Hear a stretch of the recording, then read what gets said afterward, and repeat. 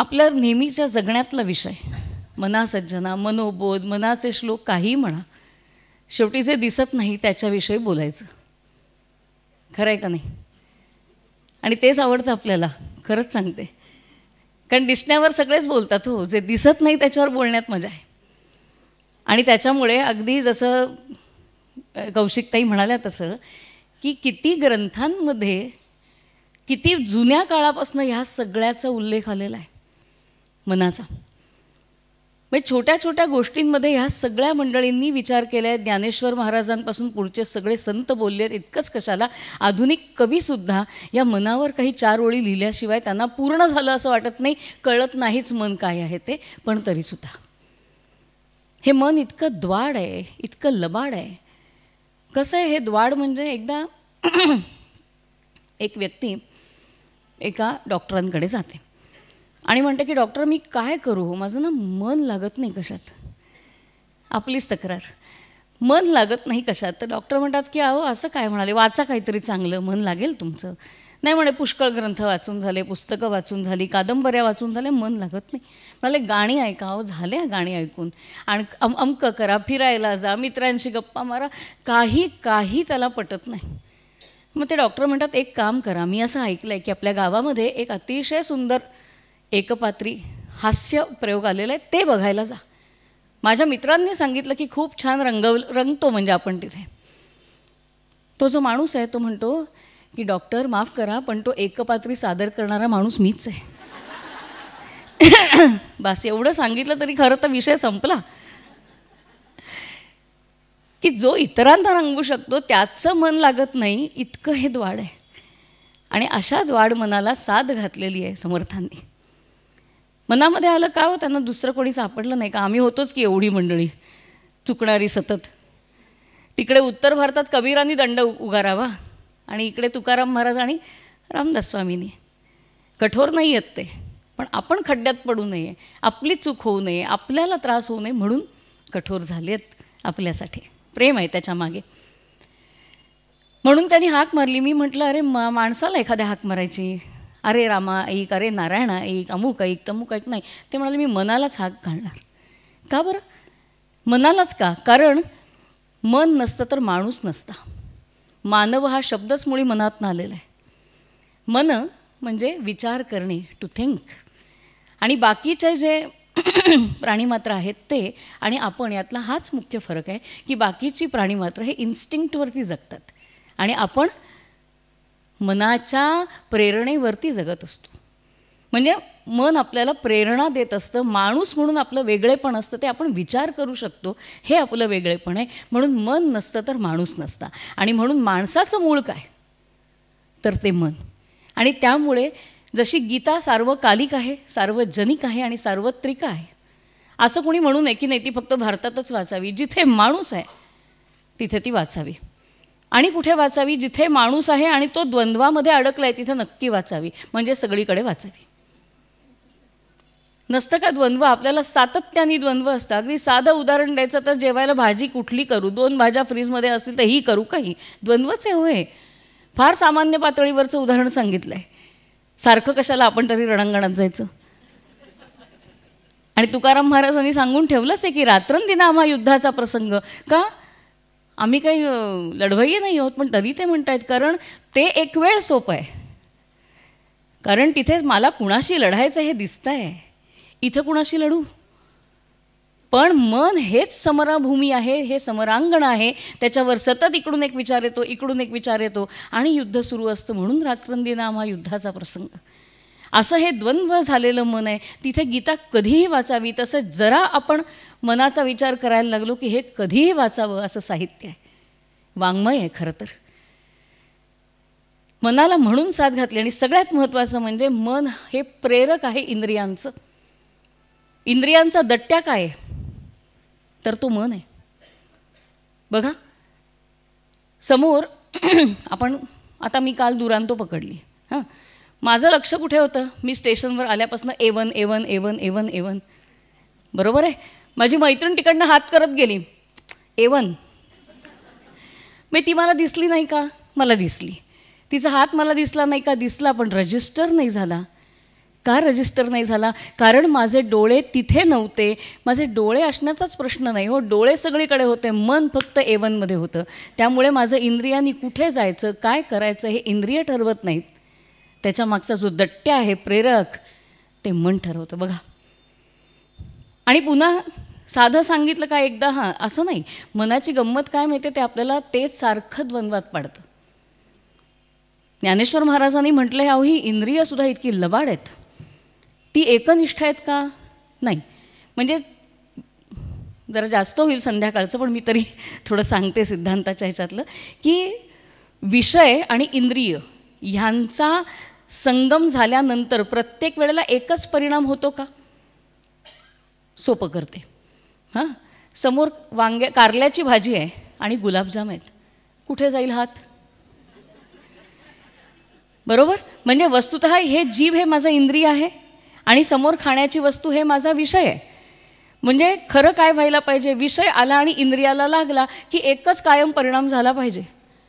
ज्ञानेश्वर महाराज म्हणतात नाही होत, कारण ते लबाड आहे इंद्रियसुद्धा. इंद्रिय लबाड नाही आहे, त्याच्या मागचं पुन्हा मन लबाड आहे. आणि म्हणून ते प्रेरक असल्यामुळे मला कितीही सांगितलं असेल नका खाऊ साखर, तरी मी एक खायला काय हरकत आहे असं म्हणून माझा हात कुठे जातो? गुलाबजामाकडे जातो. म्हणजे फक्त ते प्रेरक नाही आहे, ते ठरवतं इकडं जायचं का इकडं जायचं. इतकं महत्त्वाचं आहे मन. जेव्हा 10वीतला मुलगा येतो, आपल्याला नमस्कार करतो शिक्षक म्हणून, आपण त्याला आशीर्वाद देतो, काय म्हणतो? मन लावून पेपर लिही. वस्तुतः काय सांगायला पाहिजे? पेन लावून पेपर लिही. बरोबर आहे की नाही? पण पेन तेव्हाच चालतं जेव्हा मागे मन उपस्थित असं. किती उदाहरणं देऊ? मोह होतो वक्त्याला सुद्धा, आणि आवरायला सांगितलं तरी आवरता येत नाही, तुम्ही असता समोर म्हणून. म्हणजे बघितलं ना, तुमच्यावर ढकलून दिलं. पण तरी सांगते, योग वासिष्ठामध्ये वसिष्ठ ऋषी सांगतात, रामा, क्रिया ह्या देहानी तशा होत नाहीत, मनानी होतात. बघा इथे पण प्रेरक काय आहे? मनच आहे. काय सांगितलं आहे की मनसैव कृतम कर्म न शरीरेण कृतम कृतम. मनानं होतं तेच कर्म, शरीरानं होतं ते नाही. म्हणजे क्रिया तशा देहानी होत नाहीत, त्या कशा होतात तर त्या मनानीच होतात. मनसैव कृतम कर्म. का बरं? आणि त्याला उदाहरण दिलं या ऋषींनी. येनैव वालिंगिता कांता तेनैव वालिंगिता सुता. ज्या माझ्या देहानं मी माझ्या मुलीला जवळ घेतो, त्याच माझ्या देहानं मी माझ्या पत्नीला जवळ घेतो. जवळ घेण्याची क्रिया एकच असली तरी दोन्ही क्रियांमध्ये उपस्थित असणारं माझं मन वेगळं आहे. म्हणून मन नसेल तर हे शरीर तसं कार्य करणार नाही. म्हणून मनाला साथ घातली. किती सूक्ष्म विचार करतात ही मंडळी. एखाद्या माणसाला साथ घालून सांगितलं असतं तरी चाललं असतं, ते सगळ्यांसाठी झालं असतं. ते मला कशाला माणूस जो यांना धावडवतोय ना त्यांनाच सांगूया. आणि म्हणून मनाला साथ घातलेली आहे. आणि म्हणून इंद्रियाला शिस्त लावणं, विनोबांच्या भाषेत सांगते. विनोबांनी त्याग आणि दान याच्यावर फार सुंदर बोललेत विनोबा. ते म्हणतात की दान म्हणजे काय तर वरवरची पालवी खुडणं, दान, थोडं थोडं दान. आणि त्याग म्हणजे मुले कुठारा. तसं मला वाटतं की इंद्रियाला शिस्त लावणं, नाही खायचं म्हणून मी बघतच नाही हल्ली गुलाबजामांकडे, हे काय आहे? ही वरवरची पालवी खुडणं आहे. पण माझ्या मनातच तो विषय न येणं, हे मुले कुठारा आहे. आणि समर्थ म्हणतायत की मुले कुठारावरतीच भर द्या, कारण ही वरवरची पालवी खुडण्यापेक्षा त्या तिथेच घाव घाला जिथून ह्याचा प्रवाह सुरू झालेला आहे. ह्या सगळ्यासाठी मला असं वाटतं की त्यांनी मनाला साथ घातली असेल. हाक काय मारली? सज्जना. इथेच मोठं प्रश्नचिन्ह आहे. आहे खरंच हे सज्जन? अरेच्छा, आमचं मनसुद्धा मानायला तयार नाही. इतकं सज्जन आहे.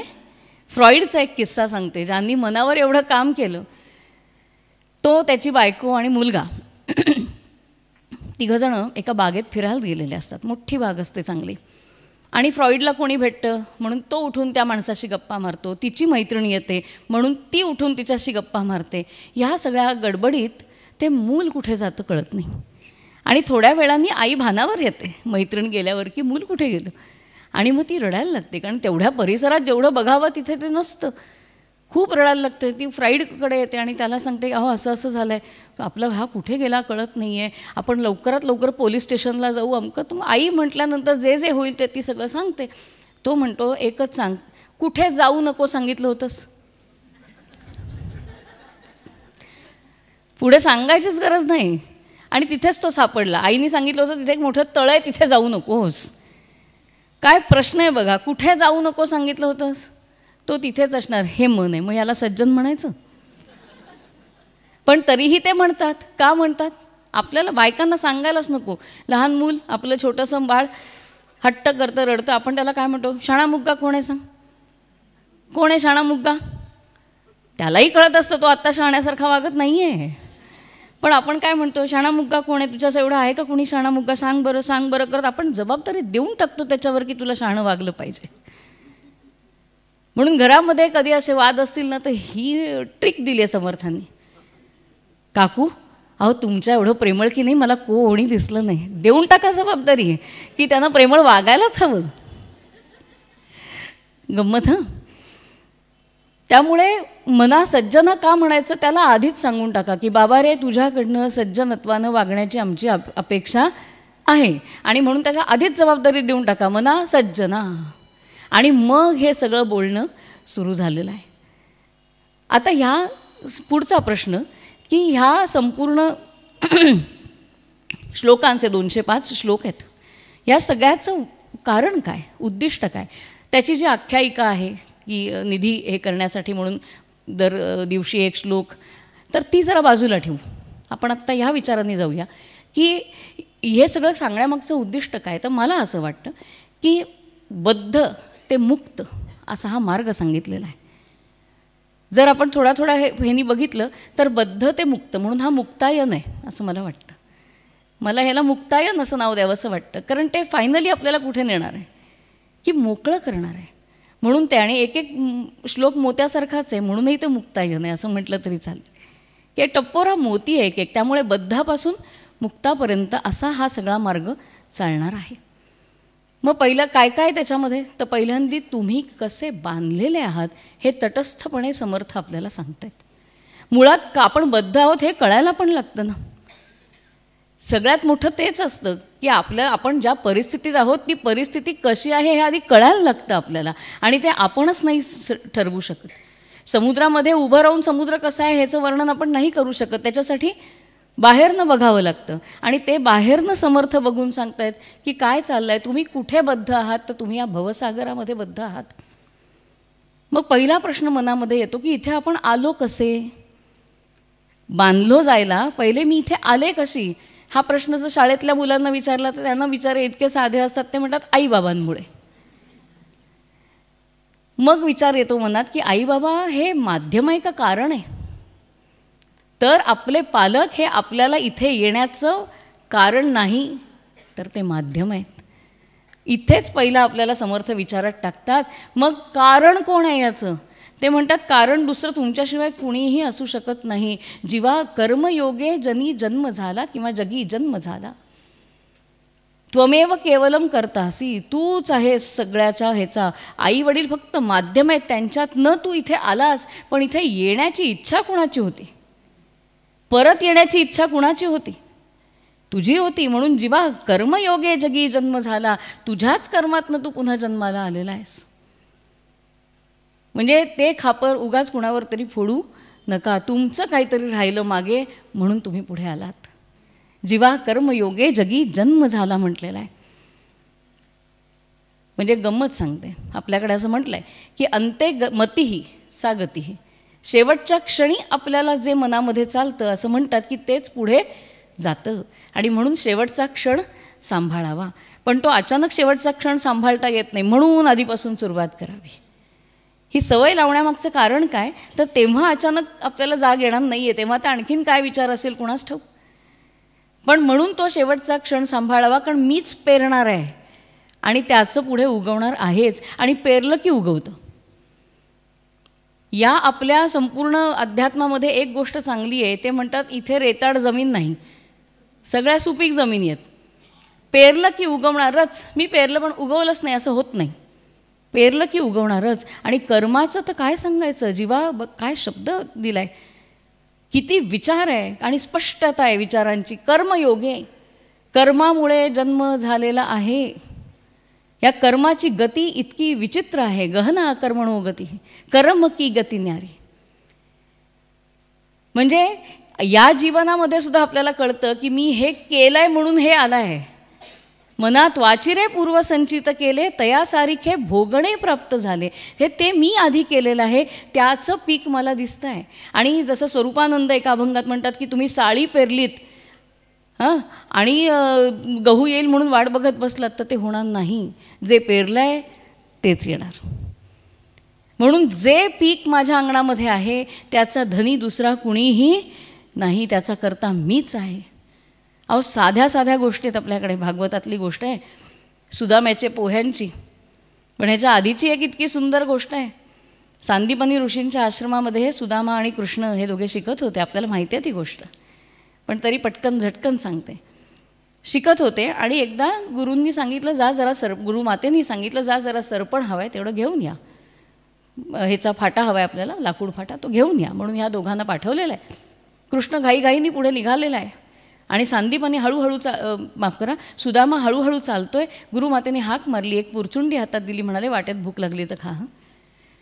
पोहे भरून दिलेले आहेत, बराच वेळ झाला आहे, जंगलात आहेत दोघंजणं, काम चालू आहे. आणि मग कृष्णाला इतका तो छान गार वारा आहे, तो काम झालेलं आहे. कृष्ण म्हणतो सुदामा मला की नाही जरा झोप आली, जरा झोपू का तुझ्या मांडीवरती डोकं ठेवून. हो म्हणे झोप की. म्हणून मांडी घालतो सुदामा आणि कृष्ण त्याच्या मांडीवरती झोपतो. काही वेळ जातो, सुदामाला भूक लागते. गुरुमातेनी पुरचुंडी दिली आहे म्हणून सोडतो आणि खातो. थोडे ठेवलेले असतात कृष्णासाठी, पण तरी पुन्हा भूक लागते, पुन्हा खातो. कृष्ण असा वर बघतो, काय रे काय करतोयस, काही खातोयस का. नाही म्हणे विष्णू सहस्रनाम म्हणतोय. खातोय आणि खाता खाता खाता खाता सगळी पुडी संपली.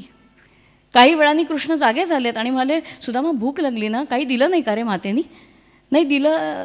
थांबला, काहीतरी गडबड झाली, म्हणाला नाही ना नाही दिलं. कृष्ण मिश्किल हसलेत आणि काही वर्ष गेली आहेत. सुदामा विष्णू सहस्रनाम रोज म्हणतोय पण त्याचं फळ येत नाही आहे.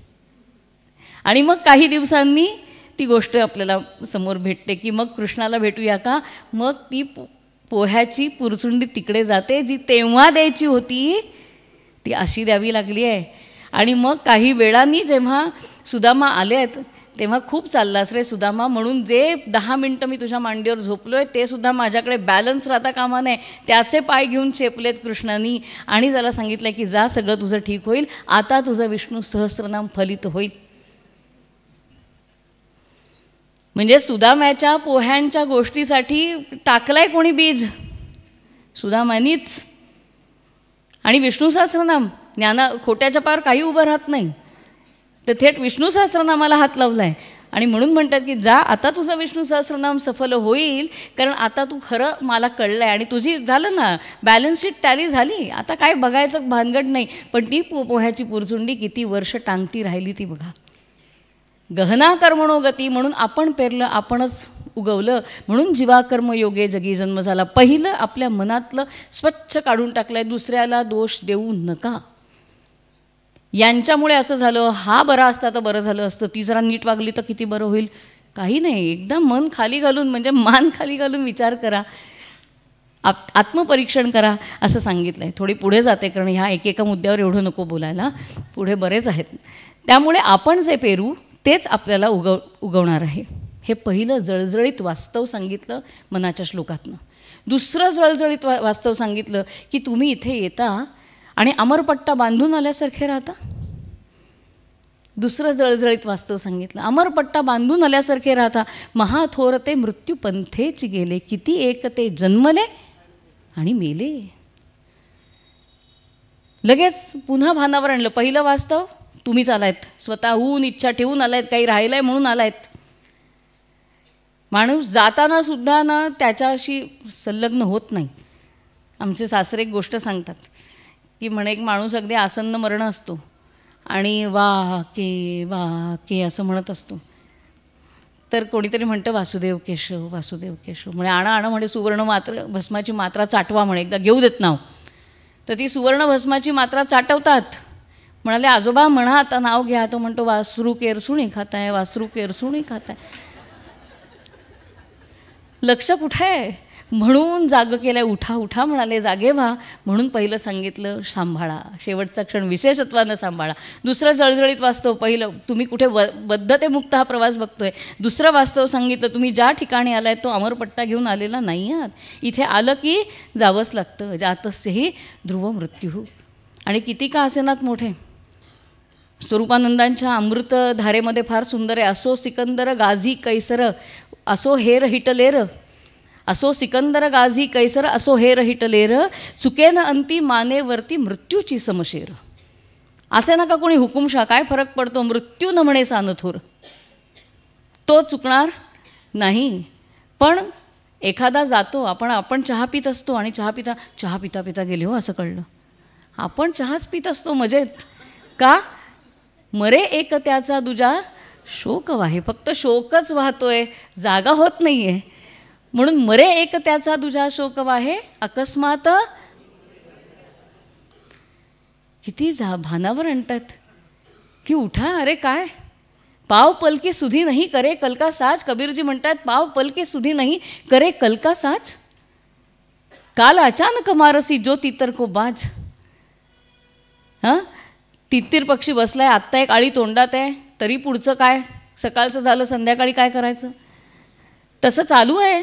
आणि आता पुढची आळी कुठली म्हणून विचार करत बसले आहोत. तेवढ्याच ससाणा आला आणि झेप घालून, त्याला झडप घालून पकडून टाकलं. आळी सोडा, तोही उरला नाही. काल अचानक मारसी ज्योती तर्कोबाज. दुसरं जळजळीत सत्य सांगितलं, बघा म्हणाले असे बद्ध आहात. आता तिसरं सत्य सांगितलं आहे जळजळीत. काय सांगितलं आहे? खरं तुम्हाला दुःख करण्याचं काही कारण नाही. का? अहो, कारण आनंदाचा कंद तुमच्या इतक्या जवळ आहे, पण तुम्हाला दिसत नाही. हे सत्य आहे. आनंदाचा कंद तुमच्या इतक्या जवळ आहे की त्याच्या एवढा जवळ दुसरं कुणी नाही, पण तरीही आपल्याला ते दिसत नाही. म्हणून समर्थ आपल्याला भानावरती आणतायत आणि म्हणतात, काय तुझं वर्णन करू, उभा कल्पवृक्षातळी आणि दुःख वाहे. घरी कामधेनू, पुढे ताक मागे. काय करायचं तुझं म्हणाले, कल्पवृक्षाखाली उभा आहेस आणि काही नाही हो, असंच आहे हो, तसंच आहे. आनंद नाहीच. खरा आनंद तुझ्या नुसतं बघ, फक्त शिर झुकवून या पाहे. गदिमा सांगतात तसं, शिर झुकवून या पाहे, तो तिथेच आहे रे आनंद कंद. किती ते म्हणाले विसंगती आहे. समर्थ म्हणतात, इतक्या जवळ तुझं म्हणणारं माणूससुद्धा नाही, इतक्या जवळ तो आहे, पण त्याची तुला जाण नाही. हे जळजळीत वास्तव आहे. थक्क होऊन जातो आपण. आनंद जवळ आहे हे आपल्याला माहितीच नसतं, म्हणून आपला कायम तक्रारीचा सूर पक्का लागतो. कायम तक्रारीचा सूर आपला पक्का लागतो. का? कारण आपल्याला ठाऊकच नाही आहे आनंद आपल्या जवळ आहे. सच्चिदानंद म्हणतोय आपण, सत आपल्याला मान्य आहे, चित आपल्याला मान्य आहे. सत म्हणजे आहे, चित म्हणजे आपण हलतोय, डोलतोय, बोलतोय, म्हणजे काय, चैतन्य आहे. म्हणून सत आपल्याला कळतं, चित आपल्याला कळतं. आनंद आम्हाला कळतो, पण अनुभवाला येत नाही, कारण आमच्या लक्षात येत नाही आहे की तो इतक्या जवळ आहे. 3 वास्तवं सांगितली, आणखीनही असतील, पण मला असं वाटतं ही मुख्य 3 वास्तवं सांगितली. तुम्ही कुठे बद्ध आहात? भवसागरात.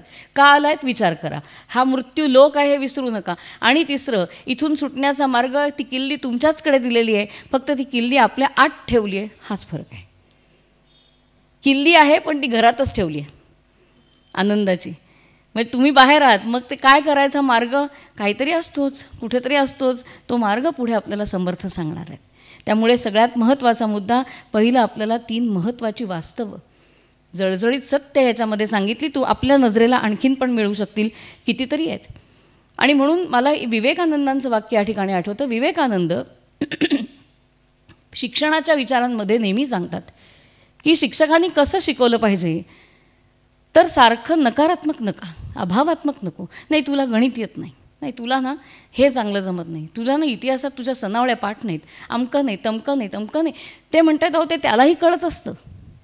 आपण कुठे कच्चे आहोत हे विद्यार्थ्याला सुद्धा कळत असतं. ते त्याला परत परत सांगू नका. मग त्याला काय सांगा, त्याला पहिलं हे सांगा की त्याच्याकडे काय आहे. आधी त्याला त्याचं वैभव काय आहे ते सांगा. त्याला म्हणावं की अरे ही ब्रह्मांडातली शक्ती आणि तुझ्या अंतरंगातली शक्ती यात फरक नाही. ती ब्रह्मशक्ती आणि तुझ्यातली आत्मशक्ती, भले त्याला कळेल न कळेल, पण तू शक्तिमान आहेस एवढं त्याला सांगा. तुझ्याकडे म्हटलं तर तू अफाट शक्तीचा बॉम्ब आहेस जणू, त्यांच्या भाषेत सांगायचं तर इतकं तुझ्याकडे दिलेलं आहे. हे जेव्हा आपण सांगू, आपल्या मनाची म्हणण्यापेक्षा आपल्या अंतरंगाची श्रीमंती काय आहे हे आधी त्याला दाखवा. त्यांचंच एक उदाहरण आहे विवेकानंदांचं. विचारतात की म्हणे एवढं मोठं इंजिन रेल्वेचं आणि त्या रुळावर बसलेला एक छोटासा बारीक किडा, कोण जास्त शक्तिमान आहे? आपण लगेच सांगू ते एवढं भलं मोठं इंजिन. विवेकानंद म्हणत नाही हो, किडा. का? कारण किड्याला इच्छाशक्ती दिलेली आहे जी इंजिनाला नाही. त्यामुळे आपल्याला जेव्हा ह्या सगळ्या गोष्टींमध्ये येतं तेव्हा पहिलं किल्ली देऊन ठेवली ती म्हणजे तुमची इच्छाशक्ती तुमच्यापाशी आहे आणि तुम्ही सत आहात आणि तुम्ही चित्त आहात आणि तो आनंदाचा कंद तुमच्या जवळ आहे. ही सगळ्यात मोठी शक्ती तुमच्याकडे आहे. हे जाता जाता कुठेतरी समर्थ आपल्याला एक जाता जाता त्याच्याकडे निर्देश करतायत असं मला वाटतं. अनेक वेगवेगळे मी म्हटलं तसं वेगवेगळी सत्य सांगितलेत, पण हे सगळ्यात महत्त्वाचं. आता पुढे त्यांचा विचार असावा की हे सगळं जळजळीत वास्तव सांगितल्यावर माणूस डोळे उघडेल का नाही? उघडायला हवेत. उघडेल की नाही माहिती नाही, पण त्यांची इच्छा आहे की एवढं सगळं सांगितल्यानंतर तरी माणूस भानावर येईल का नाही. त्यांना सावधान म्हटल्यावर ते खरंच सावधान झाले नाही का? अवधान त्यांचं एकदम जागं झालं. त्यांचं खरं आधीच जागं झालं आहे, फक्त कृतीनंतर झालेली आहे. पण सावधान म्हटल्यानंतर पण आपल्याला एवढं सगळं दासबोध लिहूनसुद्धा आपण शेवटी अजून तिथेच आहोत. आणि म्हणून समर्थांचं किती वर्ष झालं, ज्ञानेश्वरी इतकी वर्ष झाली, गीता इतकी वर्ष झाली, तरी सगळं लागू पडतं. इथे आपण म्हणत नाही हे आता आउटडेटेड झालं. का म्हणत नाही? कारण आपण बदललेलोच नाही आहोत. पावसला जेव्हा मी जाते स्वरूपानंदांच्या इथे, तिथे अभंग ज्ञानेश्वरी ठेवलेली आहे आणि तिथे लिहिलं आहे की तुमच्या मनातला प्रश्न घ्या आणि रँडमली पान उघडा आणि ज्या ओवीवर नजर पडेल त्या ओवीत तुमचं उत्तर आहे. आणि खूपदा काय मॅचच होतं. मी म्हणते असं कसं? हे अजून कळलं नाही की काय? नाही तर अंधश्रद्धावाले लगेच यायचे. पण हे होतं याचं कारण का? साधं कारण आहे, आपण फार संकुचित आहोत. आपले विचार हे संकुचित ह्याच्यामध्ये आहेत आणि त्यांनी विचार केला तो इतका मोठा आहे ना, इतका व्यापक आहे की तुमचा कुठलाही प्रश्न त्यांच्या कुठल्याही ओवीत तुमचं उत्तर असणारच आहे. आणि म्हणून म्हणणं काय ह्या सगळ्याचं की हे सत्य सांगितल्यानंतर तरी डोळे उघडतील का नाही, आणि मग एकदा कळल्यानंतर काय करू नये हे सांगायची गरज नसते. सारखं दही खाल्लं आणि खोकला झाला की माणसाला कळतं की नाही की दही खातोय म्हणून खोकला होतोय रात्रीचं. मग आपण काय करतो? कोणी सांगावं लागतं का आपल्याला? आपण रात्री दही खात नाही.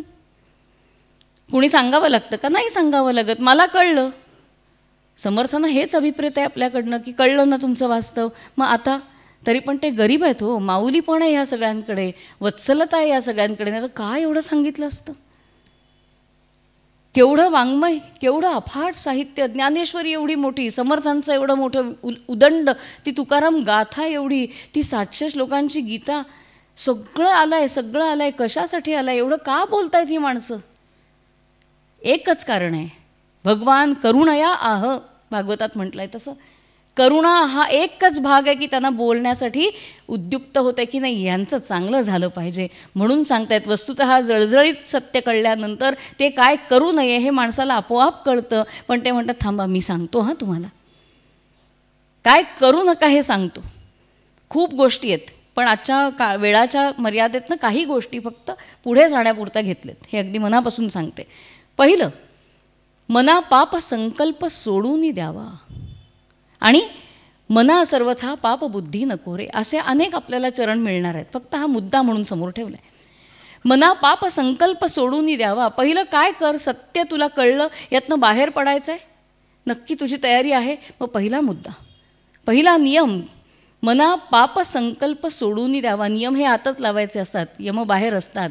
त्यामुळे पहिला हे सांगितला काय, मना पाप संकल्प सोडून द्यावा. काय विचार आहे, काय शब्द आहे. पाप संकल्प म्हटलं आहे, पाप कृती म्हटलेलं नाही आहे. ते मीटरमध्ये पण बसणार नाही आहे, भुजंग प्रयातमध्ये पण त्यांना म्हणायचं असतं तर काहीतरी वेगळा शब्द वापरला असता की पाप करू नकोस म्हटलं असतं. अरे पाप करणं फार पुढं आहे म्हणाले, पापाचा विचारच नको आहे. कल्प, विचार, कल्पना, पापाचा विचार काय आपल्या संस्कृतीने आपल्याला सांगितलं आहे. पाप करणं हे फक्त फळ आहे, त्याची बी पेरली, कधी मनात पापाचा विचार आला ना, पेरली, मी नाही हो केलं असं, पण विचार आला ना मनात, आला, संपलं. म्हणून सांगितलंय पाप संकल्प सोडून द्यावा. मनात विचाराचा तरंग आला की इथे लिहिलं गेलं, ओरखाडा उठला. आणि त्या मनाला ओरखाडे उठू नयेत म्हणून ह्यांची धावपळ चालली आहे, म्हणून ही तळमळ आहे. आणि म्हणून सांगतायत पाप संकल्प नको. हां, म्हणजे जराही वाईट विचार करू नकोस. पापाचा विचारही मनात येता कामा नये. कृती न करणं फार पुढची गोष्ट आहे. मना पाप संकल्प सोडून द्यावा, किंवा मना सर्वथा पाप बुद्धी नको रे. विचार तोच आहे, बुद्धी. पापाचा विचार नको, पापाची बुद्धी नको. का? कारण मनाची शक्ती अफाट आहे. एखादी गोष्ट सतत मनाला बजावत राहिलं किंवा मनानं आपल्याला बजावत राहिलं तर ती होते. म्हणून आपल्याकडे सतत सांगतात ना की आपल्या घरांमध्ये का नियम आलेत, वास्तू नेहमी तथास्तू म्हणत असते. कारण तुम्हीच बोलणार आहात आणि ते तिथे जाणार आहे, 4 ठिकाणी पसरणार आहे. तुमचे शब्द, म्हणून शब्द फार सांभाळून वापरावे लागतात. शब्दांनी एवढं दुधारी शस्त्र नाही. ते कुठे ना कुठेतरी ग्रहण होत असतात आणि शब्द संपत नाहीत, ते कायम राहतात. आणि म्हणून प्रत्येक शब्द विचारात घेऊनच बोलला पाहिजे. बोली बोल अमोल है, बोल सके तो बोल, पहिले भीतर तौल के फिर बाहर को खोल. म्हणून शब्दाचा विचार झाला पाहिजे. आणि म्हणून ते सांगतायत की शब्दसुद्धा पुढची बाब आहे. पहिला इथे काय आलं, ती बहिणाबाईंची गोष्ट आपल्याला माहिती आहे. सोपानदेवाने शिवी दिली. बहिणाबाई का भाकऱ्या करतायत. संताप झाला माऊलीचा की माझ्या मुलाच्या तोंडून शिवी. त्या चुलीतलाच कालथा काढला आणि धावत आल्या सोपानाच्या अंगावरती. सोपानांनी झटकन असं केलं. बहिणाबाईंनी बघितलंच नाही त्याच्या तोंडाकडे. त्याचा शर्ट वरती केला आणि नाभी प्रदेशाला चटका दिला. म्हणाल्या, जे पोटी तेच ओठी. ते वर यायला खूप वेळ लागलाय बाळा, ते खूप आधीच आलाय. म्हणून तो पापसंकल्प शब्द किती महत्त्वाचा आहे, किती सूक्ष्म विचार आहे समर्थांचा. की अरे हे तुमचं पाप हे पुढचं आहे रे, इथेच सांभाळा. किती अवेअरनेस, आजच्या भाषेत माइंडफुलनेस. तर सगळं त्यांनी सांगितलं आहे. मना पाप संकल्प सोडून द्यावा, मना सर्वथा पाप बुद्धी नको रे. मुद्दाम 2-2 चरण जे समांतर आहेत आपल्याला असे आणखी नाही मिळणार आहेत. आणि काय सांगितलं, मना कल्पना ते नको विषयांची, किंवा मना वासना दुष्ट कामा नये रे. पापसंकल्प नको, वासना अजिबात नको. इथे दुष्ट वासना म्हणजे विकेड नव्हे, फक्त खुनशी नव्हे. दुष्ट म्हणजे दूषित. पाणी दूषित होतं ना, तशी वासना दूषित असते. आणि चांगली पण वासना असते. ती कशी ते पुढे बघूया. समर्थांनीच स्वतः सांगितलं आहे. चांगली वासना कशी असते तेही सांगितलं आहे. दुष्ट वासना नको, दूषित वासना नको. म्हणजे ह्याच्यामुळे माझं वाईट झालं नका ना म्हणू म्हणाले. हे माझं आहे, त्याला मोकळं करा. कारण त्याला मोकळं केल्याशिवाय तुम्ही मोकळे होणार नाही आहात. म्हणून त्याचं भलं बुरं चिंतायला त्याचा स्वामी बसला आहे, तुम्ही नका त्याच्यामध्ये पडू. म्हणून कुणाच्याही बाबतीत विचार करताना चांगलाच करावा. जराही वासना दूषित असता कामा नये. पापसंकल्प नको, पापबुद्धी नको, मना वासना दुष्ट कामा नये रे. हे सगळं जर आपण एकत्रित विचार केला तर हा एक षड्रिपू आहे. तो आहे काम इच्छा. वासना म्हणजे काय? इच्छा. संकल्प म्हणजे काय? इच्छा. बुद्धी होते ती कसली? इच्छांची. म्हणून हा एक षड्रिपू सांगितला की ह्याच्यापासून सांभाळा बरं का.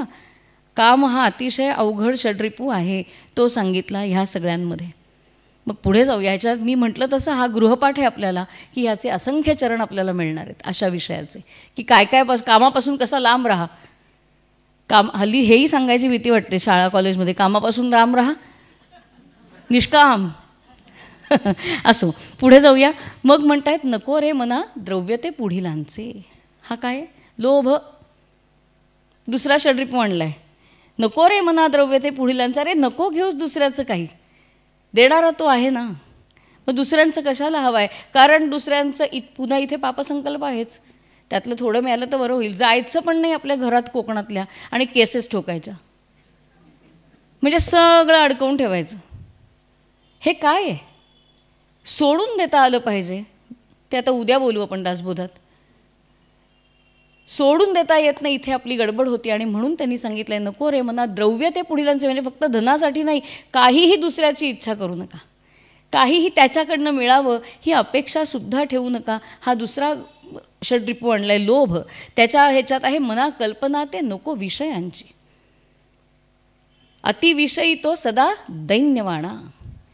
विषय म्हणजे काय? विषय म्हणजे आपल्या मनाला धावडवणारे घोडे. मग अशी एक उदाहरण दिलं खाण्याचं, गुलाबजाम हा विषय आहे नाही का. सगळ्या इंद्रियांना विषय आहेत. कानाला चांगलं संगीत हे विषय आहे, ते आनंद आहे तिथपर्यंत ठीक आहे. आसक्ती आली की गडबड होते. म्हणून अतिविषयी म्हटलंय. तो अतिशब्द उगाच येत नाही बघा. किती विचार करतायत समर्थ. नुसतं विषयी म्हटलेलं नाही, अतिविषयी म्हटलंय की तुम्ही त्याच्यात अडकलात ना, गुंता कुठे सुरू होतो? आसक्तीमध्ये गुंता सुरू होतो. गुंतलात की गुंता, शब्दच किती छान आहे. गुंता कुठे होता? गुंतला की गुंता सुरू होतो. आणि म्हणून अतिविषयी म्हटलंय, नुसतं विषयी म्हटलेलं नाही. एक एक शब्दामध्ये किती ताकद आहे त्यांच्या. अतिविषयी तो सदा दैन्यवाणा. विषयांचा विचार सातत्यानं करणारा हा दैन्यवाणाच असतो. कारण त्याचं मन त्याच्यापाशी नसतंच. एक घोडा इकडे खेचतोय, पंचज्ञानेंद्रिय आहेत, 5 घोडे 5 दिशांना खेचतायत, काय अवस्था होईल त्याची? फक्त फरफट होणार आहे. आणि म्हणून विषयांची हे नको हा काय मोह आहे. विषयामध्ये पडणं आणि त्याच्या मागे धावत सुटणं हा तिसरा षड्रिपू आहे मोह. पहिला काम सांगितला, त्याच्यापासून लांब राहा म्हणाले. दुसऱ्याकडनं काही अपेक्षा करू नकोस, लोभ सोडून दे म्हणाले. तिसरा आहे मोह. मोह म्हणजे काय माहिती आहे? घड्याळाची सुई अडकते ना, तो मोह आहे असं मला नेहमी वाटतं. मोहाचे दिसणारं रूप काय तर घड्याळ असतं किंवा ते जुने यंत्र असतात बघा, ग्रामोफोनसारखी. ती सुई एकाच ठिकाणी अडकते जर ते बरोबर नसेल तर. मला असं वाटतं ती अडकलेली सुई म्हणजे मोह आहे. एखाद्या गोष्टीतनं बाहेर न पडणं, संपतच नाही तो मोह. आणि म्हणून म्हटलंय की त्या विषयांमध्ये अडकू नकोस. मना कल्पना ते नको विषयांची. आणि मग म्हटलंय नको रे मना क्रोध हा खेदकारी. चौथा षड्रिपू आला, काम झाला. त्या ह्याच्याप्रमाणे नाही आहेत तर काम आहे, मोह आहे, लोभ आहे. आता कुठला आलाय? क्रोध आला. नको रे मना क्रोध हा खेदकारी. नको रे मना काम नाना विकारी. नको रे मदा सर्वदा अंगीकारू. आणि नको रे मना मत्सरू दंभ भारू. काम, क्रोध, लोभ, मोह आणि मद मत्सर काय करू नकोस याचा गोषवारा हाय. षड्रिपूंना दूर ठेव. आणि क्रोधाचं तर काय सांगायचं, त्याच्या एवढा त्रास देणारा दुसरा काही नाही. राग आला तर तो आपल्यालाही जाळतो आणि समोरच्याचीही भावना जाळतो. म्हणून सगळ्यात अवघड आहे तो म्हणजे क्रोध. किती गोष्टी आहेत त्या आता सांगायलाच नकोत. सगळं आपलं रामायण महाभारत जर काढून बघितलं तर क्रोधाविष्ट झाल्यामुळे किती शाप आणि किती प्रतिज्ञान काय काय झालेलं आहे. कारण क्रोध फक्त समोरच्याला जाळत नाही तर तो स्वतःलाही जाळत असतो. जेव्हा लाकूड अग्नीमध्ये पडतं तेव्हा लाकूड स्वतःही राख होतं, तसा तो क्रोध आहे. अत्यंत अवघड आहे. कारण आपलं भान सुटतं, आपण काय बोलतोय हे सुटतं. आणि किती सुंदर शब्द वापरले, नको रे मना क्रोध हा. पुन्हा शहाणं झालो आपण, त्या क्रोधातनं बाहेर आलो की काय होतो? त्रास होतो आपल्याला, खेद होतो. अरे नको तुम्ही असं बोलायला. अरे त्यांचा हा विषय नव्हता बरं. अरे हा त्यांच्या मनात विचारही नव्हता, मी काय हे बोलले. म्हणजे ते कधी काळी बोललेलं असतो पण त्याचं आजही टोचतं मनाला, आजही डाचतं. का? कारण त्या क्रोधामध्ये माझा ताबा माझ्यावरचा सुटलेला आहे. आणि म्हणून पुढे येणारे तो फक्त खेदच येणार आहे, खंतच करत राहणार आहे मी आयुष्यभर की मी असं करायला नको होतं. आपल्याकडे किती आपलं पूर्वजांनी मानसशास्त्र आणलं आहे. काय म्हणालेत? राग आला आकडे मोजा. का? कारण तो जो येतो ना तो शांत करा म्हणाले. 10 नाही पुरत, 20 नाही 100पर्यंत मोजा. काही जण तर सांगतात की प्रतिक्रिया झटकन देऊ नका. म्हणजे नाव म्हणायचं प्रतिक्रिया, क्रियेला झपकन आली की ती प्रतिक्रिया, ॲक्शन रिॲक्शन. पण प्रतिक्रिया झटकन देऊ नका. आणि ती जर चांगली नसेल तर ती 24 तासांनीच द्या. उशिराच द्यावी प्रतिक्रिया. आणि खास करून अशा ठिकाणी मग आपल्या लक्षात येतं, हळूहळू आपण विचार करतो नाही एवढं काही नाही, काही एवढं काही रागवण्यासारखं नव्हतं. काय सहज म्हणाल्या त्या की इथे नका बसू, इथं बसा, नाही का. पण त्या क्षणी मला उठवलं त्यांनी. तो क्षण म्हणून काही वेळेला क्षण पकडावा आणि काही वेळेला क्षण सोडून द्यावा. म्हणून शेवटी काय असावा? विवेक निवडावा. आणि काय सोडायचं हे सांगणारा कोण आहे? म्हणून काही वेळाने प्रतिक्रिया द्यावी. आपल्यालाच लक्षात येतं की एवढं काही नव्हतं, एवढं रागवण्यासारखं काही नसतं, एवढं आदळआपट करण्यासारखं काही नव्हतं. कुणी सांगितलं की कालचा चहा जरा एवढा चांगला नव्हता, झाला दूध जरा जास्त झालेलं, मग एवढं तर करा स्वतःचं स्वतः. ठेवलं दाणकन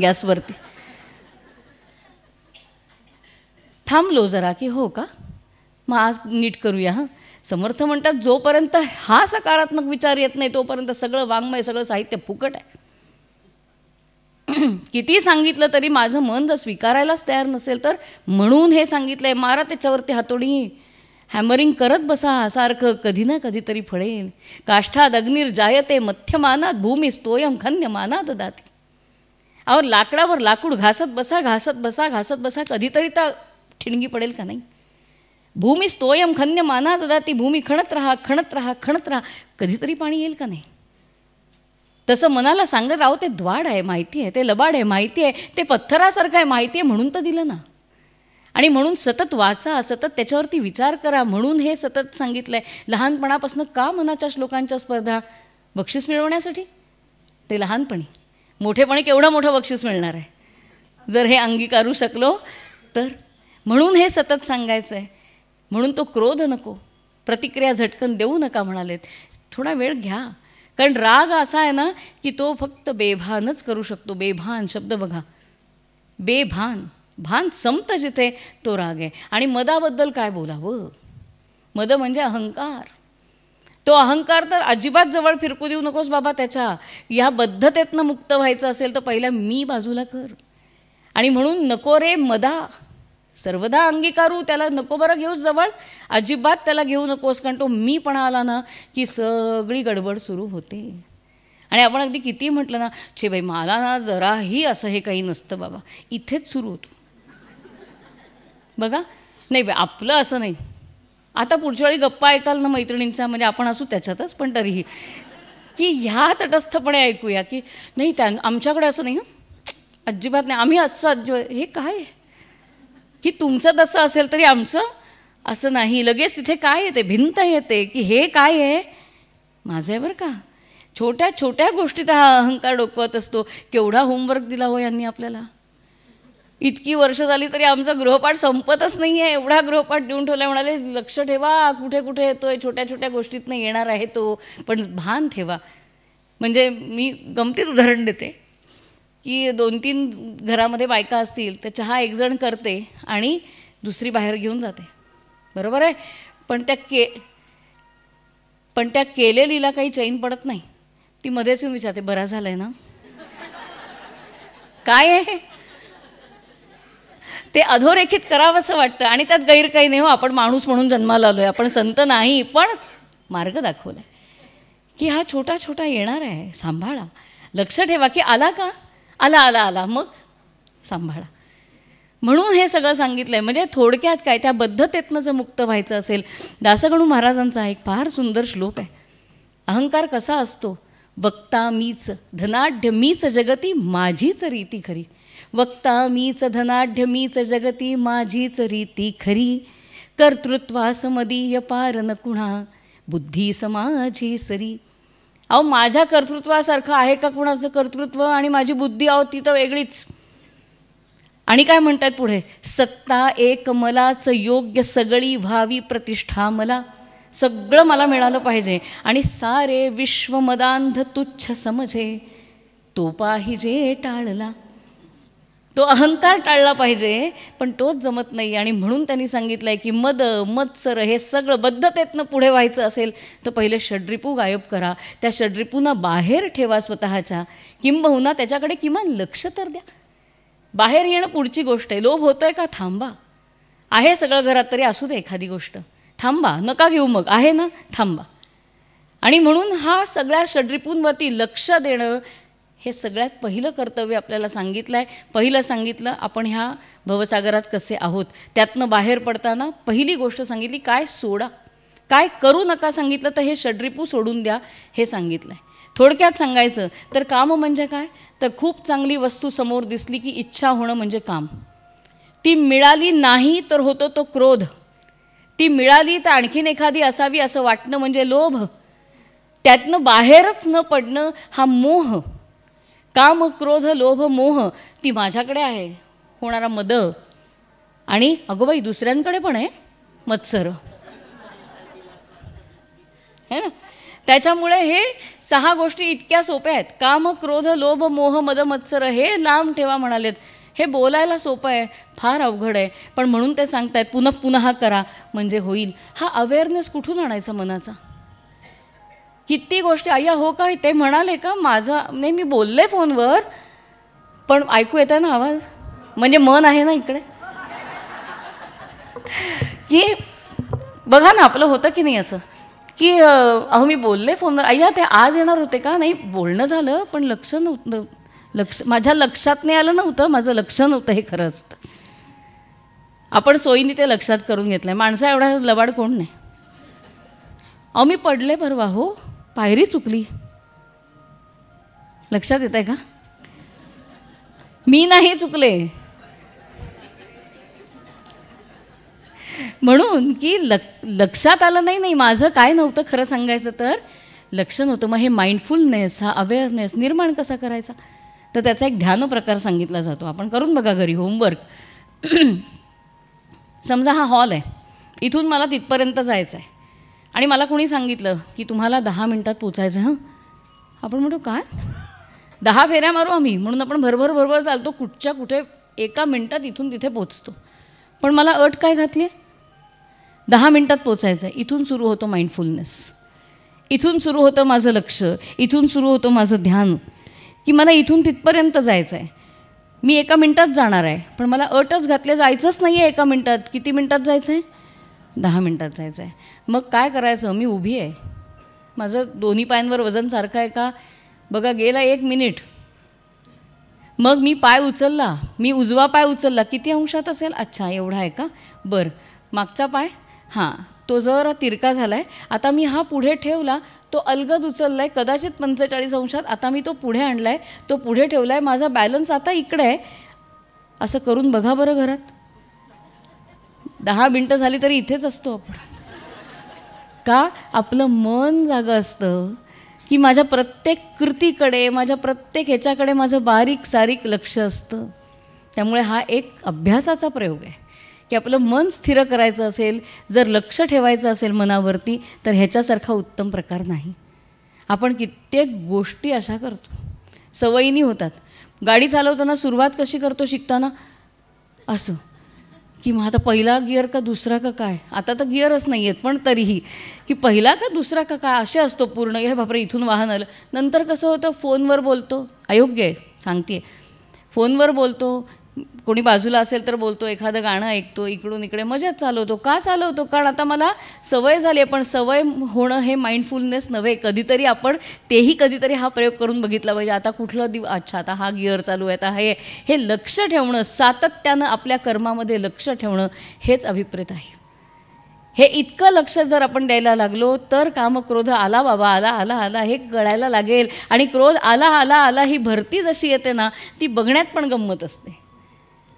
आला आला आला आला राग आला, तटस्थपणे बघा त्याच्याकडे की समुद्राची भरती जशी मजेशीर वाटते की नाही बघायला, तसा तो क्रोध वाटतो. पण जशी लाट येते आणि झपकन फुटून निघून जाते, तेही घडायला पाहिजे. आला पण मी वाहूच दिला नाही, मी थांबवलं आणि त्याला परत पाठवला. हे तटस्थपणे जेव्हा होईल तेव्हा कदाचित समर्थांचं म्हणणं खरं होईल. असो तर काय करू नका, अनेक गोष्टी आहेत ना 205 श्लोकांमध्ये. मी फक्त एवढ्या घेतल्यात आजच्या याच्यापुरत्या.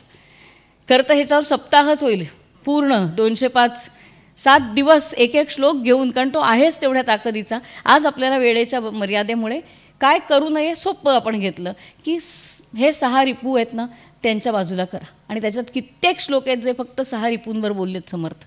यातले काही फक्त दाखले म्हणून इकडे घेतले. आता पुढचा प्रश्न, मग काय करूया?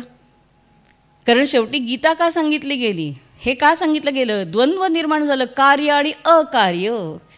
काय करू नये आणि काय करू यातलं द्वंद्व समजत नव्हतं, संपत नव्हतं, म्हणून गीता आली. म्हणून कार्य काय करायचं आणि अकार्य काय करायचं नाही ते सांगितलं. पहिलं त्यांनी काय करू नका याच्यावर आपण लक्ष दिलं. मग आता पुढचा प्रश्न आहे काय करा. ते तर म्हणजे संपूर्ण इथे म्हणायलाच पाहिजेत सगळे श्लोक. काय करा सगळंच करा आहे, पण त्यातही आपण निवडूया. पहिलं सगळ्यात मला असं वाटतं सगळ्यात महत्त्वाचं काय करायला हवं, जगी सर्व सुखी असा कोण आहे, विचारे मना तूची. बास, हे एवढं एक कार्य जरी आपल्याला जमलं तरी बऱ्याच गोष्टीतनं बाहेर पडू. जगी सर्व सुखी असा कोण आहे. इथे पण शब्द कसा वापरला आहे, सुख म्हटलं आहे, आनंद म्हटलं नाही. का? कारण त्यांना सुख आणि आनंदातला फरक माहिती आहे. आपण सगळंच एका पारड्यात टाकतो हल्ली. वाङ्मय साहित्य एका जाऊ देत तिथेच. नाही आहे तसं ते. हेवा गर्व मुलांना कळतच नाही. हेवा कधी वापरायचा आणि गर्व कधी वापरायचा, सगळं एका पारड्यात. तसं सुख आणि आनंद हे एकाच पारड्यात टाकायला लागलो आहेत आपण. पण संत म्हणतात नाही हं, सुख म्हणजे आनंद नाही. सुख आणि आनंदामध्ये भेद आहे. सुख क्षणिक आहे, आनंद चिरंतन आहे. म्हणून चिरंतन ब्लिस म्हणून त्याला आनंद म्हटलेला आहे. म्हणून ते म्हणतात जगी सर्व सुखी. तुम्ही सुख सुख म्हणतात हे जाणारच आहे, पण ठीक आहे तुमच्यासाठी बघा बरं, आहे का कोणी सर्व सुखी? आहे का कोणी? जगी सर्व सुखी असा कोण आहे? पण ह्या मनाला कळत नाही. म्हणून म्हटलंय कवीनी, माझी या मना जरा थांब ना. किती रे तुझी धावपळ, हे मिळालं पाहिजे, ते असायला पाहिजे, हे झालं तर बरं होईल, सगळं आहे, आता हे जरा करून घेतलं ना की घर एकदम व्यवस्थित. ते झालं की अरे हे राहिलंच. बघा तुम्ही नवीन काही करायला घ्या घरामध्ये, संपतच नाहीत कामं. का संपत नाहीत? कामं नाही संपत, आपले काम संपत नाहीत, इच्छा संपत नाहीत, म्हणून ते वाढतच राहतात. अय्या इथे एक चांगलं असं एक चौकोनी हे केलं तर छान होईल ना, आणला परत सुतार, चालू सुतार कायम घरात. का? कारण मला असं वाटतं हे जरा वर केलं ना की मला जरा पाठीला बरं वाटेल. ह्या ट्रॉलीज केल्या ना तर त्याच्यामध्ये असं केलं तर मजा येईल. संपतच नाही आपलं.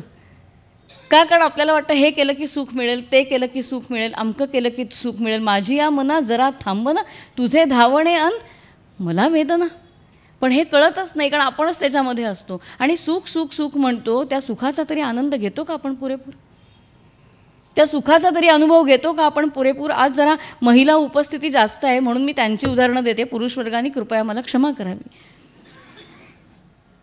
आपण जातो साडीच्या दुकानामध्ये, साडी घेतो, अनेक साड्या बघून मग नाही ह्याची ही बॉर्डर त्याची सगळं करून सुदैवाने आपल्याला हवी तशी साडी मिळते. बुट्टी, ती तो पदर, ती सगळं सगळं मिळतं. हां, आपण घरी येतो. आता म्हटलं तर तुमच्या आनंदाचा ठेवा, आनंद नाही सुखाचा ठेवा हातात आहे ना खरं तर. पण म्हणून संपतं आपलं हे. उघडल्यावर म्हणतो ती दुसरी बरी होती का त्या ह्याच्यावर लावलेली, ती आहे की नाही मला खरं सांगा, अगदी प्रामाणिकपणे सांगा. म्हटलं तर बाईचा सुखाचा ठेवा हातात आहे, अगदी हवी तशी, हवा तो रंग, योग्य किमतीला सगळं घेऊन घरी आलं तरी आनंद असतो का नाही? ती दुसरी बरी होती का गं, ती बघितली होती ती.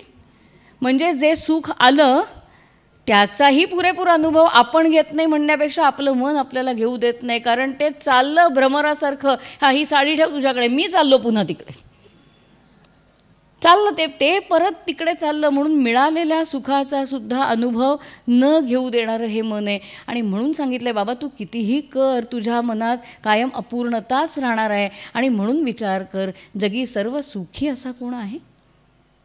मग तुझीच का धावपळ? अरे कुणीच पूर्ण नाही आहे, आपण अपूर्ण म्हणूनच जन्माला आलो आहेत. आपला हा जो प्रवास आहे, आज इथे आपण एवढ्या संख्येने आपण का जमलो? आपण का वेगवेगळ्या गोष्टी ऐकतो? कारण मला माहिती आहे की मी अपूर्ण आहे, मला काहीतरी करायला हवं आहे, म्हणजे मी तिथपर्यंत पोचणार आहे. ह्या अपूर्णतेची जाणीव ठेवूनच आपल्याला खाली पाठवलेलं आहे. जर माझ्या मनात सातत्यानं अपूर्णतेची जाणीव आहेच, मला माहिती आहे की नाही अरे हे राहिले, अरे हे पूर्ण, आपल्याला वाटतं का असं आपण पूर्ण म्हणून आलो? नाही वाटत. मग हीच अपूर्णतेची जाणीव आपल्याला दिली आहे तर आपल्याला मिळणाऱ्या गोष्टींमध्ये सुद्धा पूर्णता नसणार आहे, अपूर्ण असणार आहे. पण त्या अपूर्णाला सुद्धा पूर्णांक करून घेणं ही मानवी वृत्ती मात्र असू शकते. म्हणून जगी सर्व सुखी असा कोण आहे? विचारे मना तूच शोधून. मी नाही शोधणार, तूच शोध म्हणाले. आहे का बघ कुणी? नाही आहे. आपण कितीही केलं तरी सुद्धा आपलं हे पूर्णच होत नाही. आणि म्हणून त्या मनाला आवरा. म्हणून पहिलं सांगितलं, तुला इतरांचं बघायला आवडतं ना, मग तू बघ कोणी आहे का सुखी. सगळे तुला दिसणार आहेत. काय आहे, मला तर नेहमी मानवी एक समूह जेव्हा आपण बघतो, मला नेहमी कुठल्या गोष्टीची आठवण होते माहिती आहे? Jigsaw puzzle. आकार वेगवेगळे असतात आणि फक्त आकार वेगवेगळे नसतात, प्रत्येकाला एक कर्व असतो, एक खाच असते आणि ती दुसऱ्यात अडकावी लागते. म्हणून पूर्ण होत नाही, आणखीन एक काहीतरी लागतं, आणखीन एक काहीतरी लागतं. याचा अर्थच काय की आपण अपूर्ण आहोत. ते पूर्ण व्हायला आपल्याला कायम दुसऱ्या कोणाची तरी मदत लागणार आहे. आणि म्हणून सांगितलं की विचारे मना तूच शोधून पाहे, जगी सर्व सुखी असा कोण आहे. मग म्हणाले सुख आणि दुःख हे शेवटी मनाचं क्रिएशन आहे, हे मनोनिर्मित आहे. मन एव मनुष्याणाम कारणम बंध मोक्षयोः. तसं सुख दुःख योः सुद्धा. मला आज जे सुख वाटतंय, काय गॅरंटी आहे मला उद्या ते सुख वाटेल? आपला आहे का आपल्या मनावरती विश्वास? आज मला जे सुख वाटतं ती माझी फायनल व्याख्या इथून जाईपर्यंत. अजिबात तसं होत नाही. जे आपल्याला आत्ता सुख वाटतं ते काही दिवसांनी सुख वाटेन असं होतं. म्हणजे हे किती एकनिष्ठ नाही आहेत ते बघा, सुखदुःखसुद्धा ज्ञानेश्वर महाराजांच्या भाषेत किती एकनिष्ठ नाही आहेत. आणि त्याच्यासाठी आपली नुसती धावाधाव चालली आहे, ते वरून बघतायत तटस्थपणे. आणि म्हणून सांगतायत नको, मग काय करा, दुःखाची स्वये सांडी जीवी करावी. हे जाणून तुम्हीच तुमची दुःख सोडून द्या बरं. सांडी जीवी म्हटलंय, सांडून टाका, सोडून पण नाही म्हटलं. सोडणं आणि सांडण्यात फरक आहे.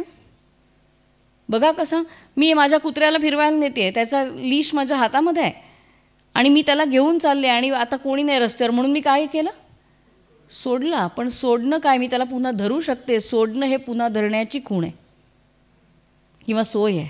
मी काही गोष्टी सोडल्या तरी मी पुन्हा धरू शकते. मी चहा पिते आणि मला धक्का लागला आणि माझा चहा तो मी घेते का पुन्हा भरून? त्यामुळे सोडू नका. काय करा, सांडा. सोडलं की पुन्हा धरता येतं, सांडलं की पुन्हा उचलता येत नाही.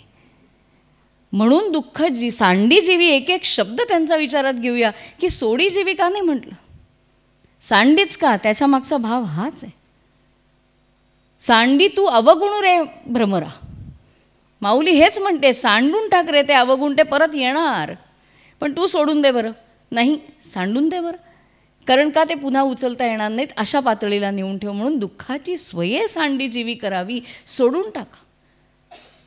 काही जणांच्या संपर्कात नको वाटतं. काय काय म्हणताय, हात दुखतोय, मान परवा आखडली नाही, कारण काय झालं, ते कंबर असं झालं. अरे बास, ते आपल्याला हळूहळू वाटायला लागतं, अरे बापरे माझा पण हात दुखतोय का काय. म्हणून मी ते कार्यक्रम बघत नाही टी व्हीवरचे. ती लक्षणं सांगितली की हो माझं पण काल डोकं दुखत होतं, सुरू. इतकं संसर्गजन्य दुसरं काही नसतं. सारखं म्हणजे आपणही त्याच्यातच राहायचं, आला की त्याला पण ओढून घ्यायचा. अशा माणसांपासून सावध राहा. हां, काही वेळेला गरज असते माणसांची, सांगणं आवश्यक असतं, तिथे सांगावं. पण त्या माणसाचा स्वभाव आपल्याला कळतो की हे रोज नाही हे बोलत आहे, आज त्याला भरून आलं आहे, आज त्याला कुठेतरी मोकळवायचं आहे म्हणून मी रोज 24 तास हेच सांगत बसलं तर कसं चालेल. लांब व्हायचं ह्याच्यापासून, किंवा त्याला तरी आपल्या आनंदाच्या तळ्यात मळ्यात खेळतो, आपल्या मळ्यात आणूया त्याला. आनंदाच्या, त्याच्या दुःखाच्या तळ्यात न जाता त्याला आपल्या आनंदाच्या मळ्यात आणूया. किती छान आहेत आपले खेळ लहानपणीचे. पुढे असं कळतं आपल्याला ते तळ्यात मळ्यात. तर त्याला इथं खेचूया. पण नको नको नको, सारखं ते असं होतं तसं होतं, अजिबात नको. काय कमी आहेत बाहेर, आणि त्यात ते आता प्राईम टाईम. म्हणजे आपलं आधी एवढं, त्यात तिचं काय होईल आता काय माहिती. 7 वाजता टी व्ही ऑन करावा, आज ती नक्की सांगणार आहे, आज ती त्याला नक्की सांगणार आहे. 3 महिने जातात ती सांगतच नाही. तोपर्यंत आम्ही असे कशाला वाढीव, आपलं आहेच की काहीतरी, आपल्याला अजून कोणीतरी काहीतरी सांगितलेलं नाहीच आहे. पण ते नाही, ती सांगेल म्हणून 7 वाजता नाहीच सांगितलं ग बाई, आता नेमका हा आला. म्हणजे आपल्याला कळलं 2 महिने सिरियल वाढली, मी लिहिली म्हणून सांगते.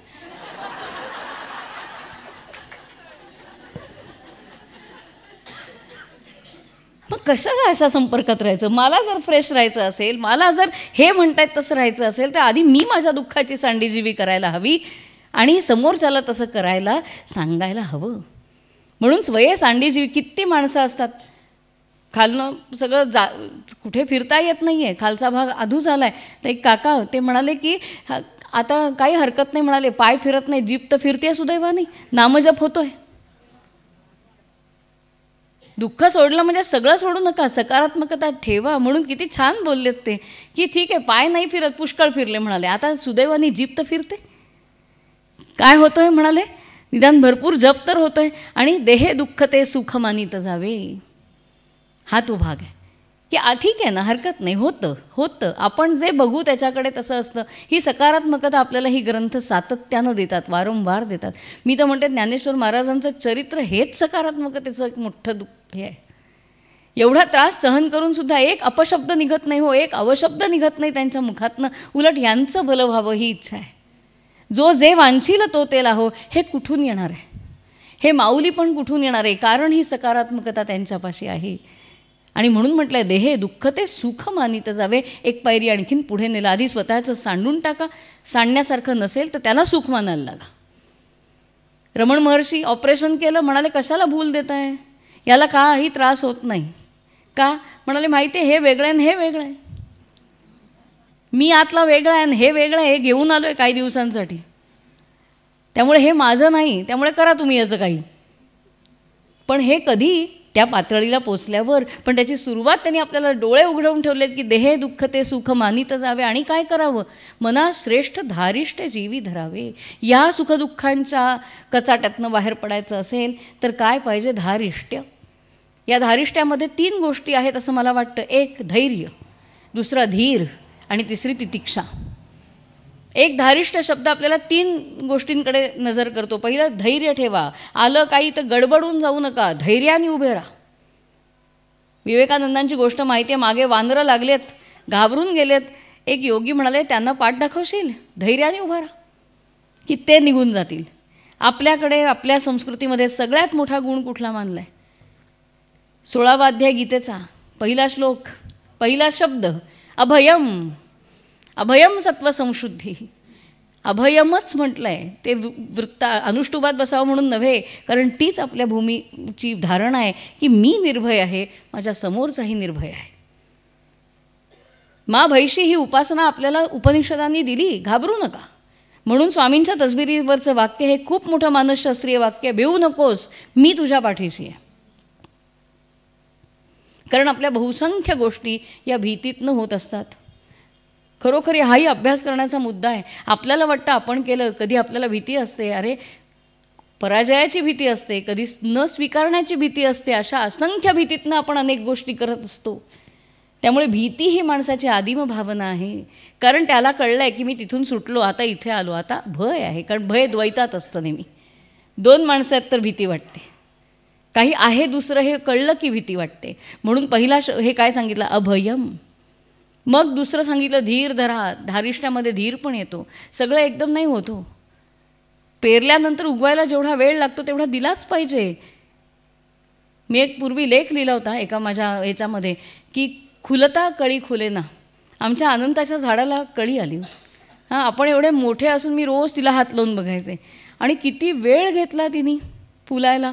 मला नंतर असं वाटलं ही फुलणार आहे का नाही बाई, पण किती वेळ घेतला. मला जणू दाखवत होता निसर्ग की तू किती हात लावून रोज किती पाणी घाल आणि किती खत घाल, तिला जेव्हा फुलायचं आहे तेव्हाच ती फुलणार आहे.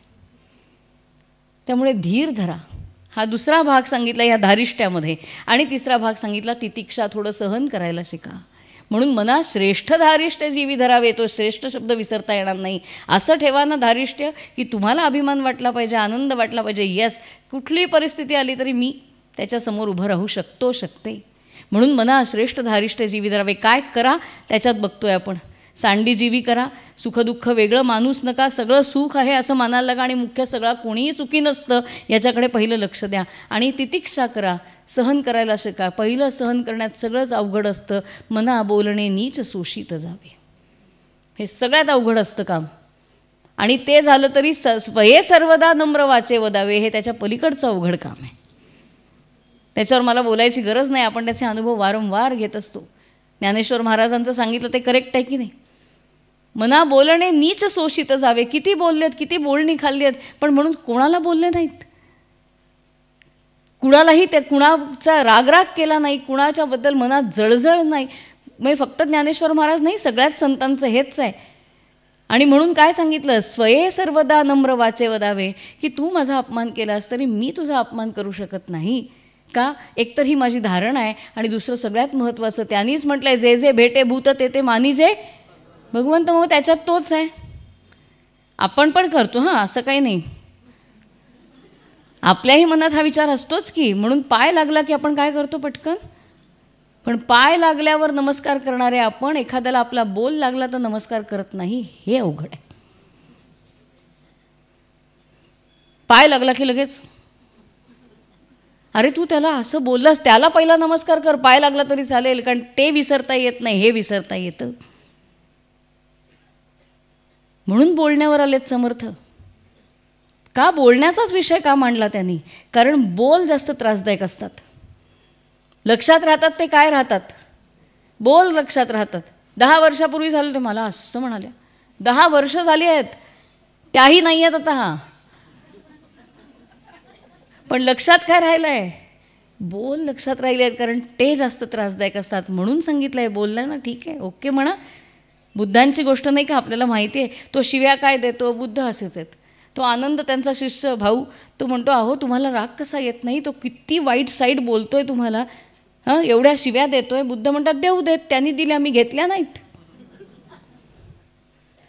त्या शिव्या मला कधी लागू होतील? मी घेतल्या तर. डॉक्टरांनी ही औषधं दिलेत, ती कधी लागू होतील? मी घेतली तर. तसं त्या शिव्या मला दिल्या, मी कधी लागू होतील? मी स्वीकारल्या तर. कोडगं नका बनू, पण कुठे थांबायचं आहे ते कळलं पाहिजे. तू दे ना रे, तुला वाटतंय ना, ठीक आहे मी त्याच्यावर विचार करीन, कदाचित चांगलं वागायला लागेन, पण मी त्याचा त्रास नाही करून घेणार, तुझ्यावर राग करणार नाही. म्हणून मी तर नम्र बोलीनच, पण सदा सर्व त्यांनी काय म्हटलं आहे, मना बोलणे नीच शोषित जावे, थोडंसं सहन कर. आणि मग पुढे म्हटलं आहे अतिलीनता सर्व भावे स्वभावे. हां, आणि म्हटलं आहे जना सज्जना लागी संतोष व्हावे. हे खरं तर म्हणजे कॉलेजच्या मुलांना समजा हे सांगितलं तर ते म्हणते ह्याला काय अर्थ आहे? हे अनलाईक रामदास आहेत नाही का. ते काय म्हणतात, धट आला समोर तर काय बना, उद्धट आला तर काय बना. पण त्यांनी असं नाही सांगितलं बनलात की तसेच राहा. हा फरक आहे. तो तसा वागला तर तुम्ही त्याला तसंच उत्तर द्या, शठम प्रतिशाठ्यम. पण ते संपलं की पुन्हा तुम्ही तुमच्या मूळच्या स्वरूपात यायला विसरू नका. नाही तर काही माणसं त्याच ह्याच्यात असतात. असा झोडतो ना मी एकेकाला, का गरज नाही आहे. तू तेवढ्या वेळापुरतं ताठ होणं ही गरज आहे. तेवढ्या वेळापुरतं तो जो उद्धट असेल तर त्याला उद्धटासारखं म्हणजे त्याच्या भाषेत उत्तर देता आलं पाहिजे. पण ते संपलं की संपलं, मग पुन्हा आपण आपल्या मूळ स्वभावात यायला पाहिजे. रामाच्या बाबतीमध्ये एक विशेषत्वानं रामचंद्रांच्या बाबतीत उल्लेख येतो बघा, आपण तपासा की रामांनी युद्ध संपल्या क्षणी पुन्हा सौम्य रूप धारण केलं आहे की नाही. बघा हा उल्लेख रामायणामध्ये. हे का सांगितलं आहे? हां त्यात काय ओके नाही, हे फार महत्त्वाचं आहे. युद्ध संपल्या क्षणी राम सौम्य झाले, कारण त्यांना माहिती आहे हे एवढ्या वेळापुरतंच आहे, सोडून देता विषय संपला. आपण म्हणतो पण संपत नाही. पण रामाच्या बाबतीत म्हणून हा उल्लेख आहे. आणि मला असं वाटतं हे छोटे छोटे उल्लेख ना जास्त आपल्याला काही दाखवत असतात की रामानी युद्ध संपल्या क्षणी सौम्य रूप धारण केलं. हे किती महत्त्वाचं आहे. युद्ध संपल्यानंतर तो राग सोडून देणं फार महत्त्वाचं. आणि तेच गीतेमध्ये अर्जुनाला कृष्णाने सांगितलं आहे, द्वेषाने युद्ध करू नकोस, धर्म म्हणून युद्ध कर. द्वेष ठेवलास तर गडबडलास. द्वेषाने युद्ध करू नकोस, धर्म म्हणून युद्ध कर. रामाने तेच केलं आहे. सगळ्या शिष्टाई करून झाल्यात, विनंत्या करून झाल्यात, नाही म्हटल्यानंतर शस्त्र उगारलं आहे, पण ते काम झाल्या क्षणिक शस्त्र सोडून दिलं आहे आणि पुन्हा सौम्य रूप धारण केलेलं आहे. म्हणून उद्धटाचे उद्धट असावं, पण ते क्षण संपल्यानंतर पुन्हा आपल्या मूळ रूपामध्ये यावं. आणि ते मूळ रूप कसं असावं ते सांगितलं आहे. मना चंदनाचे परित्वाज जावे. हेही रामदास स्वामींनीच सांगितलं आहे आपल्याला की ते संपलं की संपलं, पण मना चंदनाचे परित्वाज झिजावे. तू चंदनासारखा झिजला पाहिजेस हे मनाला सांगितलं आहे. आणि चंदनच का, सुंदर श्लोक आहे संस्कृतामध्ये एक, सुजनो न याती वैरम परहित निरतो विनाशकालेपी. अहो सज्जन माणसं विनाशकाळ ओढवला ना तरीसुद्धा वैरभावात जात नाहीत. आणि कुणाशी ज्याच्यामुळे अंत ओढवलाय त्याच्या बाबतीत सुद्धा वैरभाव धरत नाहीत. सुजनो न याती वैरम परहित निरत. हा सुजन कसा, दुसऱ्याचं हित करण्यात मग्न असणारा. सुजनो न याती वैरम परहित निरतो विनाशकालेपी. आणि याला उदाहरण, छेदेपी चंदन तरुहू सुरभयती मुखम कुठारस्य. चंदनाच्या झाडावर सपासप कुऱ्हाडी चालवल्या जात आहेत. म्हणजे चंदनाचा मृत्यू ओढवलाय. कुणामुळे ओढवलाय? त्या कुऱ्हाडींमुळे ओढवलाय. पण चंदन ते वैर धरतं का मनात? नाही म्हणाले. छेदेपी चंदन तरुहू सुरभयते मुखम कुठारस्य. त्या सपासप वार करणाऱ्या कुऱ्हाडींच्या पात्याला सुद्धा चंदन सुगंधित करून टाकतो. म्हणून मनात चंदना सारिखेच वाज जावे, चंदना परित्वाज जावे असं. आणि उगाळावं काय? चंदन ज्याचा वास चांगला येतो तेच उगाळलं पाहिजे. म्हणून काय काय करावं ह्याच्यामध्ये हे सगळे खूप गोष्टी आहेत. पण आज आपण जो विचार मांडतोय की बद्धतेतून मुक्ततेत जाण्यासाठी काय काय करायला पाहिजे, पहिले सुख दुःख मोकळे करून टाका. ज्यांच्यामुळे होत आहेत त्यांना मोकळं करून टाका. आणि त्यांच्या बाबतीमध्ये नेहमी चांगलंच वागा, म्हणजे आपल्याशिवाय जे कोणी आहेत त्यांच्याशी कसं वागावं ह्याचा जणू हा एक पाठ आपल्याला समर्थाने दिला आहे. आणि मना चंदनासारखे चंदना परित्वा झिजावी. काही कोणी नाही थँक्यू म्हटलं तरी चालेल का, तुझा दरवळ पसरलाय रे, तो कुठेतरी कोणाला तरी पोचलाय रे, एवढं लक्षात ठेवलंस तरी झालं. आणि सगळ्यात महत्त्वाचं, जनी वाद वेवाद सोडून द्यावा. मन स्थिर करायचं असेल तर सगळ्यात पहिलं करायला पाहिजे ते हे करायला पाहिजे, एक सुखदुःख सोडणं आणि दुसरं वाद सोडणं. फार अवघड गोष्ट आहे. सध्या तर वाद म्हणजे इतका वाद, टी व्ही लावला वाद, समाजात गेलो वाद, घरात वाद, इकडे वाद तिकडे वाद, सगळ्यांना मतं आहेत आणि सगळी मतं एकमेकांवरती थोपत आहेत, ऐकून कुणीच घेत नाही. आणि ह्यानी सगळ्यात जास्त मन डिस्टर्ब होतं बघा. मन स्थिर करायचं आहे, कारण मन स्थिर झाल्याशिवाय त्या रघुनायकापर्यंत पोहोचणे नाही. म्हणून काय सोडून द्या सांगितलं आधी आपण जे बघितलं, षड्रिपू सोडलेत मन स्थिर होईल. मग काय आचरा सांगितलं, कार्य सांगितलं, अकार्य सांगितलं. कार्य काय तर हे करा म्हणजे काय होईल, मन स्थिर करा. आणि सगळ्यात महत्त्वाचा मुद्दा सांगितला आहे, मना वाद वेवाद सोडून द्यावा, जनी सुख संवाद सुखे करावा. वादाच्या बाबतीत तर इतका सुंदर श्लोक आहे, माझा पाठ नाही आहे त्यामुळे मी वाचून दाखवते की वादे चित्त जळे संतोष वितळे, वादे चित्त जळे समत्व वितळे, संतोष सारा पळे. काय रचना केली आहे हां. वादे चित्त जळे समत्व वितळे, संतोष सारा पळे, दीर्घ स्नेह गळे, अहंकृती बळे, पुण्यर्धी तीही टळे, शांतिक शांती चळे, सुबुद्धीही मळे, संक्षोभ वादा नळे, वादी तो नवळे न वाद निवळे, होती खुळे आंधळे. काही घडत नाही म्हणाले वादानी, जी शांतता असते गेली, संतोष तोही पळे, सुबुद्धी मळे, काहीही चांगलं घडत नाही. म्हणून पहिला वाद सोडून द्या. ओके, असं आहे का. आणि कशावर वाद घालतो आपण. टी व्हीच्या चर्चा तर मला कळतच नाहीत की ह्या विद्वानांना कळतं का नाही की आपल्याला भांडवट ठेवून त्यांचं TRP वाढवत आहेत. जायचंच कशाला अशा ठिकाणी.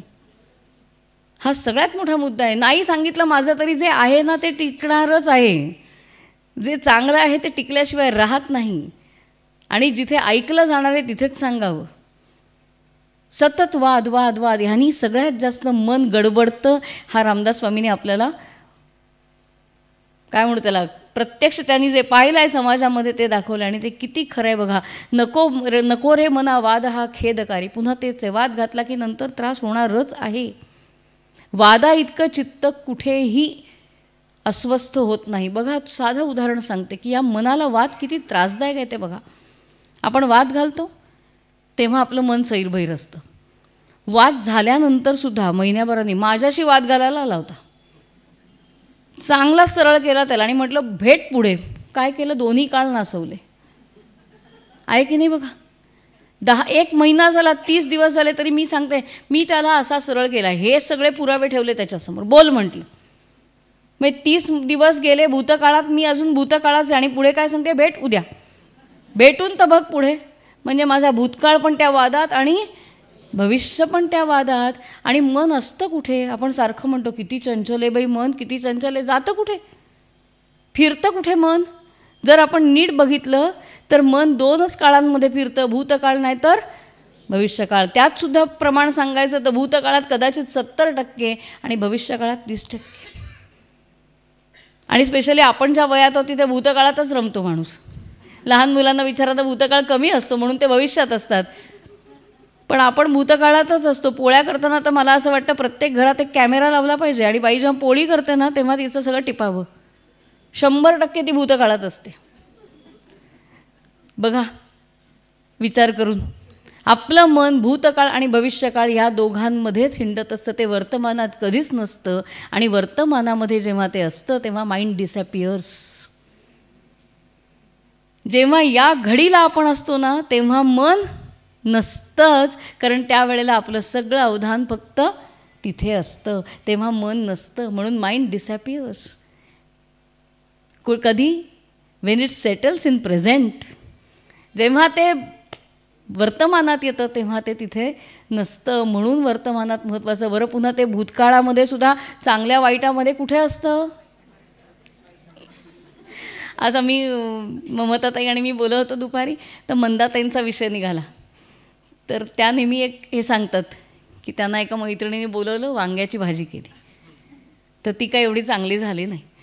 काही दिवसांनी म्हणाले पुन्हा बाजारात गेले, तर नवी अगदी कृष्णाकाठची रसरशीत वांगी आली होती. म्हणाले ती बघून आठवलं काय, ती न जमलेली भाजी.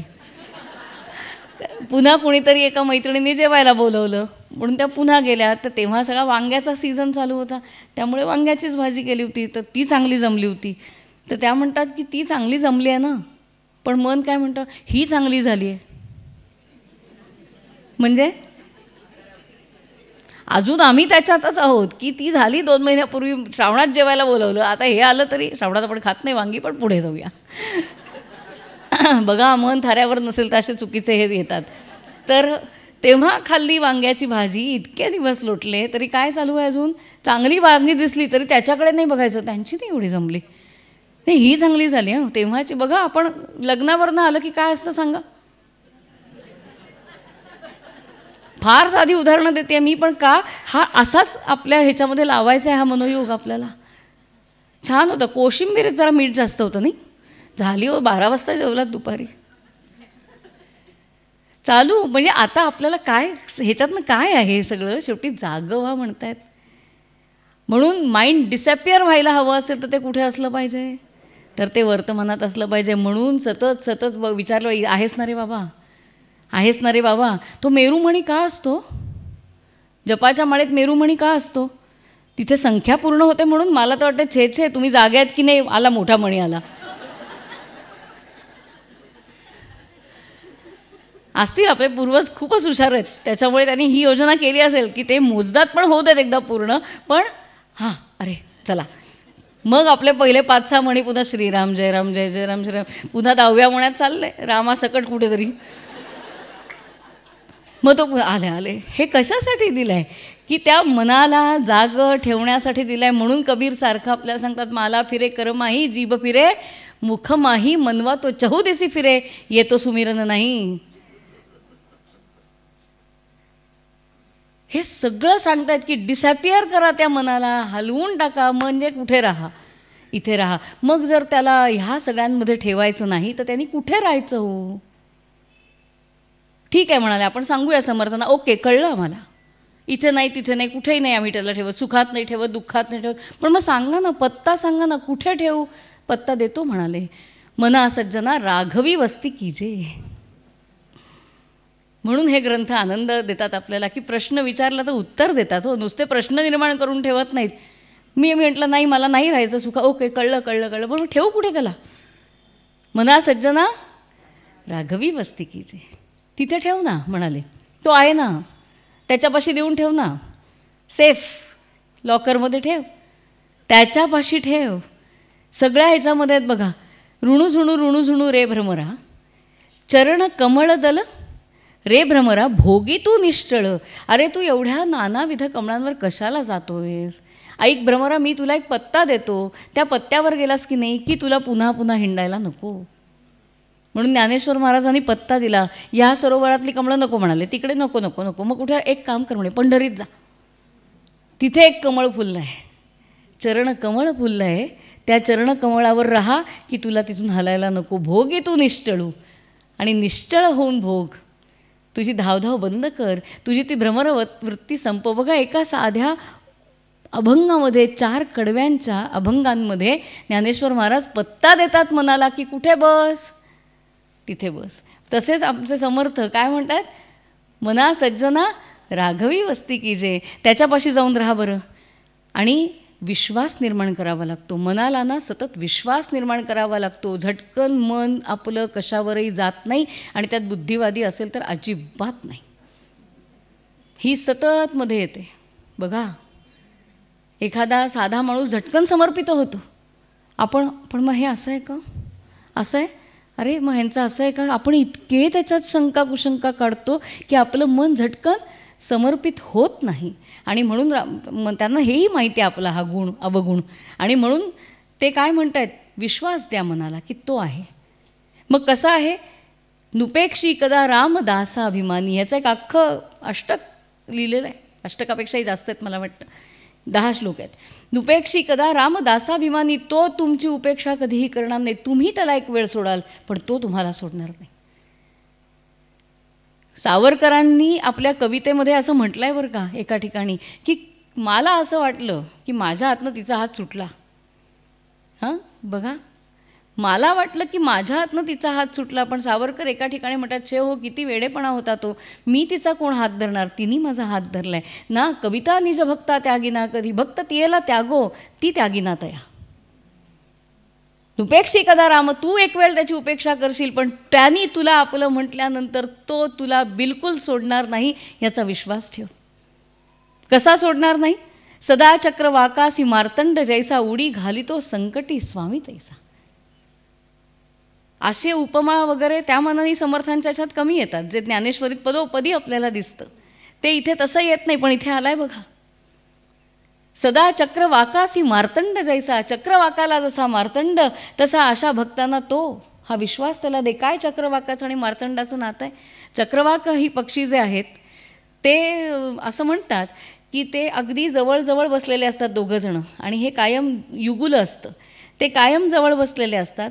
रात्रीच्या वेळेला चुकून एखादं पान मध्यात येतं, रात्र झालेली असते, त्यांना दिसेन असं होतं, आणि त्यांना असं वाटतं की आता आपल्याला हा युगानुयुगाचा विरह झाला, आणि म्हणून ते विरह करत बसतात. त्यांना दुःखात पाहवत नाही हो कुणाला मार्तंडाला. त्या सूर्याला असं वाटतं अरे अरे काय हे, म्हणून तो लगेच उगवतो आणि त्याला दिसतं की अरे नाही, हा विरह नाही झाला आहे, हा काही वेळासाठी झाला आहे. पुन्हा त्यांच्या चित्तवृत्ती प्रफुल्लित होतात. त्यामुळे चक्रवाकाला वाचवण्यासाठी जसा सूर्य उगवतो ना, तसा भक्ताला सांभाळण्यासाठी तो संकटात उडी घालतोच रे. तुला वाटतं मी करतोय, पण ही सगळी योजना कोणी केलेली असते? त्यांनी केलेली असते. गीतेत नाही का म्हटलं, नाही करायचं तुला युद्ध नको करू, काय हरकत नाही म्हणाले. निमित्त मात्र होय, मी तर 10 वेळा सांगतोय, नाही तर नाही, तू नाही तो और सही, हे होणार म्हणजे होणार. तसं ही रचना त्यांनी करून ठेवली आहे. कोण कधी मदतीलाही माहीत नाही. म्हणून आपण म्हणतो अगदी देवासारखा धावला, देवच धावला.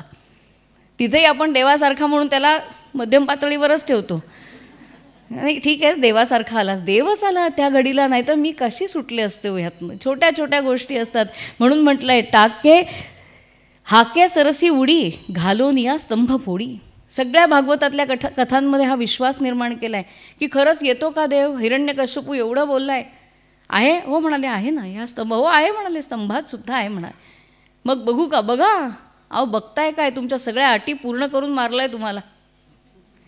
इथं नाही मृत्यू, तिथं नाही मृत्यू, असं नाही तसं नाही. या सगळ्या कथातनं काय सांगायचं आहे? असे अनेक राक्षस आणि अशा अनेक कथा आहेत. हाही एकदा विषय घ्यायचा आहे खरं तर मला, की असे अनेक राक्षस, त्यांनी अनेक घोर तपश्चर्या केलेली आहे, अनेक फळं मागितलेली आहेत, आणि प्रत्येक ठिकाणी मृत्यूपासून पळायचा प्रयत्न केला आहे. एवढ्या अटी घालून ठेवल्या की खरं तर अवघड आहे मृत्यू येणं, पण मृत्यू कुणाला मानत नाही आणि कुणाला जुमानत नाही. त्यामुळे एक बारीकशी फट राहतेच, तिथून तो आत शिरतो. आणि तसंच इथेही त्यांनी म्हटलं आहे, तो प्रल्हादा कारणे स्तंभी प्रगटीला आहे हा विश्वास द्या. हे सगळं का सांगतायत मला सांगा ना. मनाच्या श्लोकामध्ये रामरायाचं गुणगान करण्याचं कारण काय? जर मनालाच सांगायचं असेल, आपण अगदी तटस्थपणे पाहतोय हे सगळं, तर मनालाच सांगायचं आहे, तर मग रामाचं एवढं वर्णन करण्याचं कारण काय आहे? कारण मनाला विश्वास द्या की तो आहे, तो आहे एवढा विश्वास ठेव. भागवतात कथा आहे, नको मी आता वाढवत नाही, पुढे जाते. तर तो आहे असा विश्वास ठेव. त्यांनीच म्हटलं आहे तसं की तो देव दयाळू मोठा, अन्याय क्षमणे बहु, एवढा विश्वास ठेव. त्या गणपतीचं पोट आपण चांगलं मोठं करून ठेवलेलं आहे, आपल्यासाठी मोठं झालं आहे त्याचं पोट. लंबोदर का झालं आहे? मोरया मोरया मी बाळताने तुझीच सेवा करू काय जाणे, अन्याय माझे मोरेश्वरा बा तू तुझ्या पोटी. त्याच्यातनं त्याला वाढवलं आहे. पण आपल्या खात्री आहे की बाबा चूक झाली, आणि आम्ही जर ती मनापासून कबूल केली, पश्चात्ताप दग्ध जर आम्ही झालो, तर तो अन्याय मान्य केला जातो, त्याच्यावरही क्षमा होऊ शकते. हा विश्वास आधी मनात निर्माण कर. रामरायापर्यंत पोचणं सोपं नाही. म्हणून काय करावं काय करू नये हे सांगितल्यानंतरचा जो भाग आहे तो मला वाटतं हा आहे की आता कुठे वस्ती करायची आहे तिथे वस्ती करायची आहे, पण जिथे राहायचं आहे त्या जागेबद्दल आपल्याला प्रेम विश्वास वाटणं आवश्यक आहे. म्हणून हे सगळे श्लोक आलेत. सगळे घेता येत नाही आहेत मला, मी फक्त काही उदाहरणं म्हणून ठेवलेत. आणि म्हणून श्रद्धेनं त्याचा विश्वास आधी मनामध्ये निर्माण कर, आणि मग काय कर. एकदा विश्वास निर्माण झाला म्हणजे झालं असं होतं का? नाही. मग येतात ते अनुसंधानाचे श्लोक येतात. अनुसंधान म्हणजे काय? तर सतत त्याचा कुठेतरी एक धागा जुडलेला असणं, त्याला संधान म्हटलेलं आहे. सतत आम्ही कुठे ना कुठेतरी एकमेकांच्या संपर्कात आहोत, ह्याला अनुसंधान म्हटलेलं आहे. म्हणून बघा ना, मनाच्या श्लोकामध्ये नामस्मरणाचे 21 श्लोक आहेत. म्हणजे इतकं महात्म्य वाटतंय समर्थांना की मनाला शांत करायचं असेल तर पहिला विश्वास निर्माण करा की कुणीतरी आहे, मेरा भी कोई मालिक है. हा विश्वास आधी निर्माण करा आणि त्याच्याशी कायम अनुसंधान ठेवा. आणि हे अनुसंधान सगळ्यात सोपं कुठलं? नामस्मरणाने. म्हणून 21 श्लोक नामस्मरणावरती येतात. नाव घ्या म्हणाले. काय सांगितलंय त्यांनी? म्हणे दास विश्वास नामी धरावा. रामदास स्वामी म्हणतायत की विश्वास कुठे ठेवा? तर नामामध्ये ठेवा. म्हणून काय करा? प्रभाते मनी राम. आणि राम का चिंतावा? एक निरक्षर स्त्री आपल्या ओवीमध्ये सांगते, म्हणाले राम राम राम सकाळी सुद्धा म्हणा. का? आणि सकाळी उठल्यावर पहिलं रामच म्हणा म्हणाले. का? ती म्हणते राम म्हणू राम राम साखरेचा खडा. हां, राम म्हणू राम राम साखरेचा कडा, पहाटेच्या पारी मुखामध्ये सोडा. अशी साखर खायची नाही. ओके, रामनामाची साखर चालेल ना म्हणाली. आणि म्हणाली ती साखर खा म्हणजे जीभ गोड होईल बोलायला. म्हणून सांगितलंय राम म्हणू राम राम साखरेचा खडा, सकाळच्या पारी मुखामध्ये सोडा. प्रभाते मनी राम चिंतित जावा. सकाळी उठल्या क्षणी पहिला त्याचा विचार आला तर दिवस चांगला जाणार आहे. आणि फक्त एकदा आठवा म्हटलं नाही, चिंतित जावा. झालं 6ला मला तो आठवला, बस आता उद्या 6ला नाही, चिंतित जावा. चिंतन सातत करायचं. आणि कसलं चिंतन करायचं आहे? काय बघायचं आहे? तर रघुनायकाचा गुण घ्यावा. रोज एक टास्क दिलाय आपल्याला. प्रकाशविधी म्हणून एक विधी असतो शीख लोकांमध्ये, की तो जो गुरुग्रंथ साहिबा ठेवलेला असतो त्याचं येऊन कोणी घरातच ठेवलेला असतो. प्रत्येकाने आपलं पान उघडावं. प्रत्येकाने आपलं पान उघडावं. आपलं त्याच्यावरचा तो अभंग काय सांगतोय ते बघावा. तो माझा प्रकाशविधी आहे. मला दिवसभरामध्ये हे सांगितलं आहे. माझ्या घरातल्यांना आणि कोणाला तरी वेगळं सांगितलं आहे आणि वेगळं सांगितलं आहे. काय नाव आहे त्याला? प्रकाशविधी. की मला तो आजच्या दिवसाचा प्रकाश दिला आहे. जाता येता मी सकाळी आधी पहिलं काय केलं पाहिजे? तो गुरु आपणही हे खरं केलं पाहिजे. मनाच्या श्लोकांचा प्रकाशविधी घरामध्ये, की मी मला हे आलं, माझ्या मुलाला हे आलं, मुलीला हे आलं, अमक्याला हे आलं, पण तो त्याचा प्रकाश आहे त्या दिवसापुरता. तर हा प्रकाशविधी आहे. रामाचं नाव घेणं हा प्रकाशविधी. आणि फक्त रामाचं नाव घेऊन पुरणारच नाही आहे म्हणाले. त्याचे गुण लक्षात घ्या. तो किती गुण आहेत त्याचे. अयोध्याकांडामध्ये पहिल्या ह्याच्यात सगळे सर्गात दिलेत की एवढे गुण. त्यातला रोज एक एक, रोज शक्यच नाही एका दिवसात गुण अंगी मांडला असतं तर काय. पण एक टास्क देणं स्वतःला हे पण सांगितलं आहे. प्रभाते मनी रामचिंतित जावा. आणि काय म्हणाले? समस्तांमध्ये नाम हे सारं आहे. हरव कलव हरिकीर्तनम. बाकी एक काही नाही जमलं तरी चालेल. कलियुगात काय करायला पाहिजे? हरिकीर्तन, हरीचं नाम घेतलं पाहिजे. अशी आपली श्रद्धा आहे. म्हणून हे सगळं. ज्यांची श्रद्धाच नाही ते म्हणतील काय होणार आहे नाव घेऊन? काही होणार नाही. मग काही होणार नाही.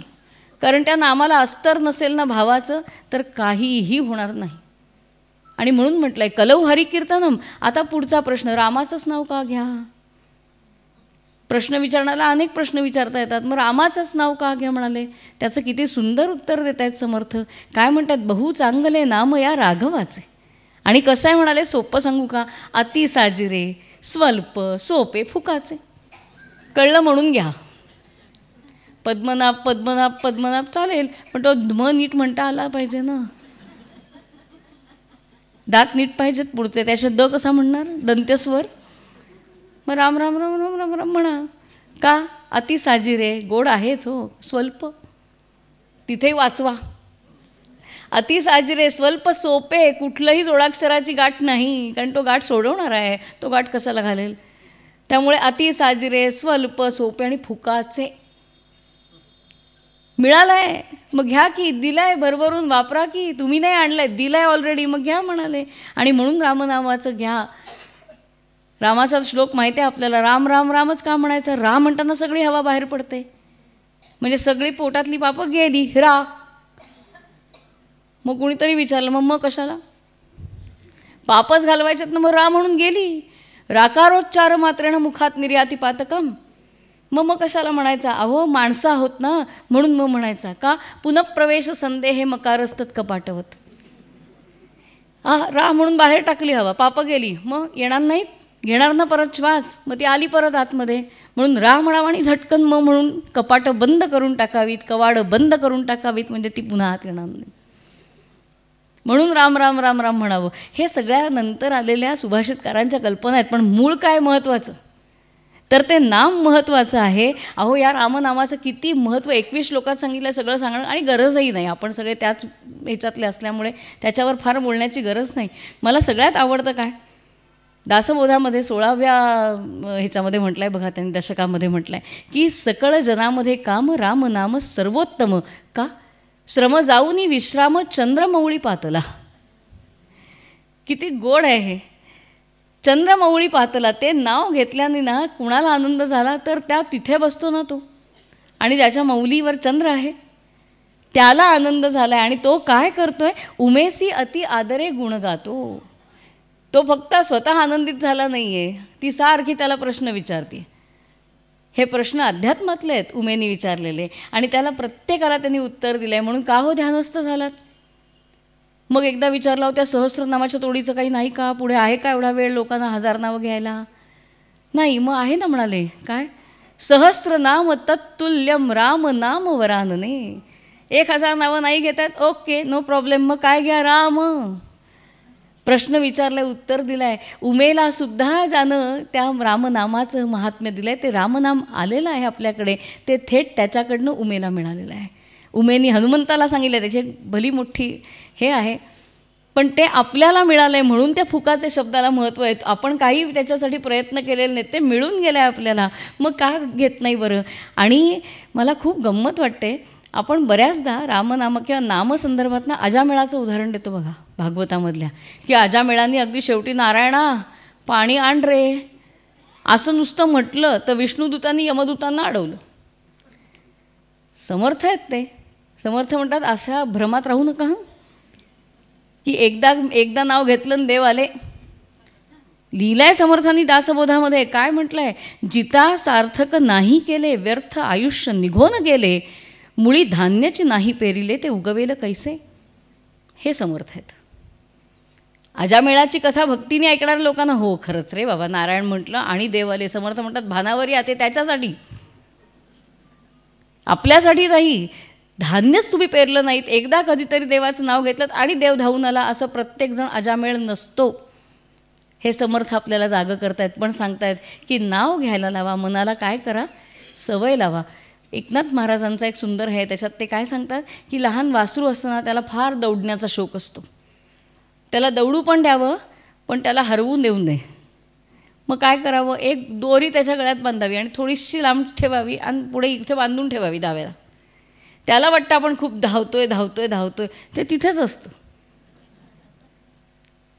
किती सुंदर दृष्टांत आहे. त्यांना पण पुढे काय सांगायचं? अशी रामनामाची दोरी त्या मनाच्या गळ्यात घालून ठेवा आणि त्याचा खुंटा तिथे नामाला बांधून ठेवा. म्हणजे मग काय झालं? मनाला वाटतंय धावतोय धावतोय धावतोय, पण मनाला बांधून ठेवलेलं आहे. अवघड आहे. चंचलम ही मनः कृष्ण प्रमाथी बलवत दृढम तस्याहम निग्रहम मन्ये वायोरिव सुदुष्करम. अर्जुन म्हणतोय अवघड आहे रे बाबा, मनाला आवरणं म्हणजे वाऱ्याला थोपवणं आहे हाताने. तर कसं करू? अभ्यासेनं वैराग्येनं हे शक्य आहे. म्हणून तो अभ्यास कसला करायचा आहे? तर नामस्मरणाचा अभ्यास करा असं समर्थांनी सांगितलेलं आहे. मन स्थिर करण्यासाठी सगळ्यात महत्त्वाचं म्हणजे नामस्मरण. आणि आता कुठे जायचं हे कळलं, कुठे राहायचं हे कळलं. मला सर्व सज्जना राघवी वस्ती कीजे. ती राघवी वस्ती होणार कशी? अनुसंधानाने होणार. सतत त्याच्याशी कनेक्टेड राहिलं पाहिजे. एक धागा तरी त्याचा वरती बांधला पाहिजे. म्हणून अध्यात्मामध्ये एक तार महत्त्वाची. माझ्या बाकीच्या 4 तारा वाजेनात का संसारात, पण एक तार कधीतरी त्याची वाजली पाहिजे. माझ्या आजीची किंवा गंमत मला नेहमी वाटते की इतकी साधी सुधी बाई, पण कुठलंही काम सुरू करताना पहिलं देवाचं नाव. तर किंवा त्याकडे मी एकदा विचारलं होतं, काय का म्हणे तुमच्या काळामध्ये सगळ्यांची नावं अच्युत, माधव, पद्मनाभ अशी तशी. अगं म्हणे आईची सोय होती ती, कारण म्हणे आईला इतकं काम असायचं म्हणे, एवढी घरात मुलं, स्वतःची असतील, जावेची असतील, एवढी ढिगाणी मुलं म्हणाली. आणि मग त्यांचं करण्यात आणि सगळी उस्तवार करण्यात आम्हाला वेळ कुठे व्हायचा, म्हणून हाक अशीच मारायची की ते देवाचं नाव असेल. म्हणून तुमच्यासारखी म्हणे नावं नाहीत, तेव्हा ती नावं होती की नाव घेतलं की देवाचं नाव घेतलं अशा ह्यानी. पण म्हणून काय सांगितलं, ते स्थिर करायचं असेल मन तर काय करा, राघवाच्या चरणाशी ठेवा. आणि फक्त ठेवू नका तर सतत त्याची आठवण ठेवा, ध्यान त्याचं सातत्यानं करा, म्हणजे ते अनुसंधान करा सांगितलं. आणि आता समर्थ आपल्याला एका वेगळ्या उंचीवर घेऊन जात आहेत या मनाच्या श्लोकांमध्ये सुद्धा. हळूहळू आपलं मन त्यातनं मुक्त झालं आहे, पहिल्या विषयातनं बाहेर पडलो, काय करू नये ते कळलं, काय करावं ते कळलं, मग ते मन स्थिर कसं करावं ते कळलं, ते स्थिर झालेलं कुठे लावावं ते कळलं, लावल्यानंतर ते कायम तिथे कसं टिकेल हे कळलं. आणि आता एक मोठी खिडकी उघडून दिली.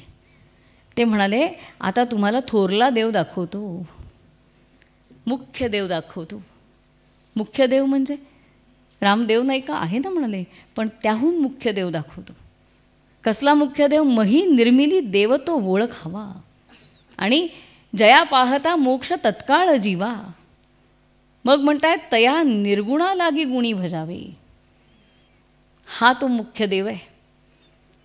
हे सगळं निर्माण कुणी केलं, त्याला हळूहळू ओळखायला शिकलं पाहिजे. एक पायरी आपली वाढवतायत, आपली उंची वाढवतायत, आपल्याकडनं एक वेगळी अपेक्षा करतायत. इथपर्यंत आलात, मन स्थिर झालं, आता पुढे चला. संपला नाही जिना अजून, हा मार्ग संपला नाही अजून, तिथे पोचाल तेव्हा मार्ग संपेल. मग कुठे चला म्हणाले, तिथे चला. ते थोरलं देव ओळखा, तो मुख्य देव ओळखा. तो कोण आहे, मही निर्मिली देव तो ओळखावा. ज्यानं हे सगळं निर्माण केलं त्याला ओळखा. जया पाहता मोक्ष तत्काळ जीवा. ज्याला पहिल्या क्षणी मोक्ष मिळतो त्याला ओळखा. आणि तया निर्गुणा लागी गुणी भजावे, म्हणजे पुन्हा कुठे नेलं आहे आपल्याला, फक्त मूर्तीत सुद्धा अडकू नका, कारण ते अडकणंसुद्धा बद्धतेकडेच नेतं. म्हणून तिथूनही मोकळं व्हायचं असेल तर तोही मार्ग सांगून ठेवला. तिथूनही थोडेसे मागे या, किंबहुना पुढे जा, आणि मूर्तीतनंही बाहेर पडा आणि निर्गुणाकडे चला. आणि काय सुंदर म्हटलं आहे, तया निर्गुणा लागी गुणी भजावे किंवा गुणी पहावे. दोन अर्थ आहेत याच्यामध्ये असं मला वाटतं. एक, निर्गुणा लागी गुणी पहावे, म्हणजे आम्ही गुणांना बरोबर घेऊन आलो, निर्गुणाचे भेटी आलो सगुणासंगे. आणि दुसरं सांगितलं, आम्हाला निर्गुण दिसत नाही म्हणून आम्ही गुणातच तुला पाहतोय. म्हणून आपल्याकडे अध्यात्माची जी परंपरा आहे साधनेची सांगितली काय जाते, पहिल्यांदा मूर्ती समोर ठेवा, तिच्यावर लक्ष केंद्रित करा. एकदा तुमची तिच्यावरची पकड आली त्या ध्यानाची की ती बाजूला करा. मग तिथे एक बिंदू काढा, त्या बिंदूवरती ध्यान करा. तिथली पकड आली की तो बिंदू पुसून टाका. मग फक्त आहे आहे कल्पून त्याच्यावरती ध्यान करा. ती पकड आली की मग कुठेही ध्यान करा. म्हणजे मूर्तातनं अमूर्तामध्ये जाण्याची ही आपली एक मार्ग सांगितलेला आहे साधनेचा. तसा सांगितला आहे की आम्हाला थेट दिसत नाही निर्गुण, म्हणून आम्हाला गुणांच्या माध्यमातनं जावं लागतं, सगुणातनं निर्गुणापर्यंत जावं लागतं. म्हणजे समर्थ आपल्याला सांगतायत, मूर्तीत सुद्धा अडकू नका, सर्वत्र तोच भरलेला आहे, इथपर्यंत या. म्हणून पुढचे जे श्लोक आलेले आहेत ना, मनाच्या श्लोकांमधले शेवटचे जे श्लोक आले ते निर्गुणाकडे म्हणून जात आहेत की समर्थ बद्धतेतनं मुक्ततेमध्ये जात आहेत. मूर्तीत अडकणं ही सुद्धा मुक्तता नाही, ती सुद्धा बद्धताच आहे. म्हणून तिथूनही मोकळे व्हा आणि कुठे चला, तिथे चला. आणि त्यांचा एक फार सुंदर या मनाच्या श्लोकातला श्लोक आहे, तुटेना फुटेना कदा देव राणा, चळेना ढळेना कदा दैन्यवाणा. हे का लिहिलं असेल हो? तुटेना फुटेना कदा देवराणा हे का लिहिलं असेल समर्थांनी? असा विचार आपल्या मनात का येईल?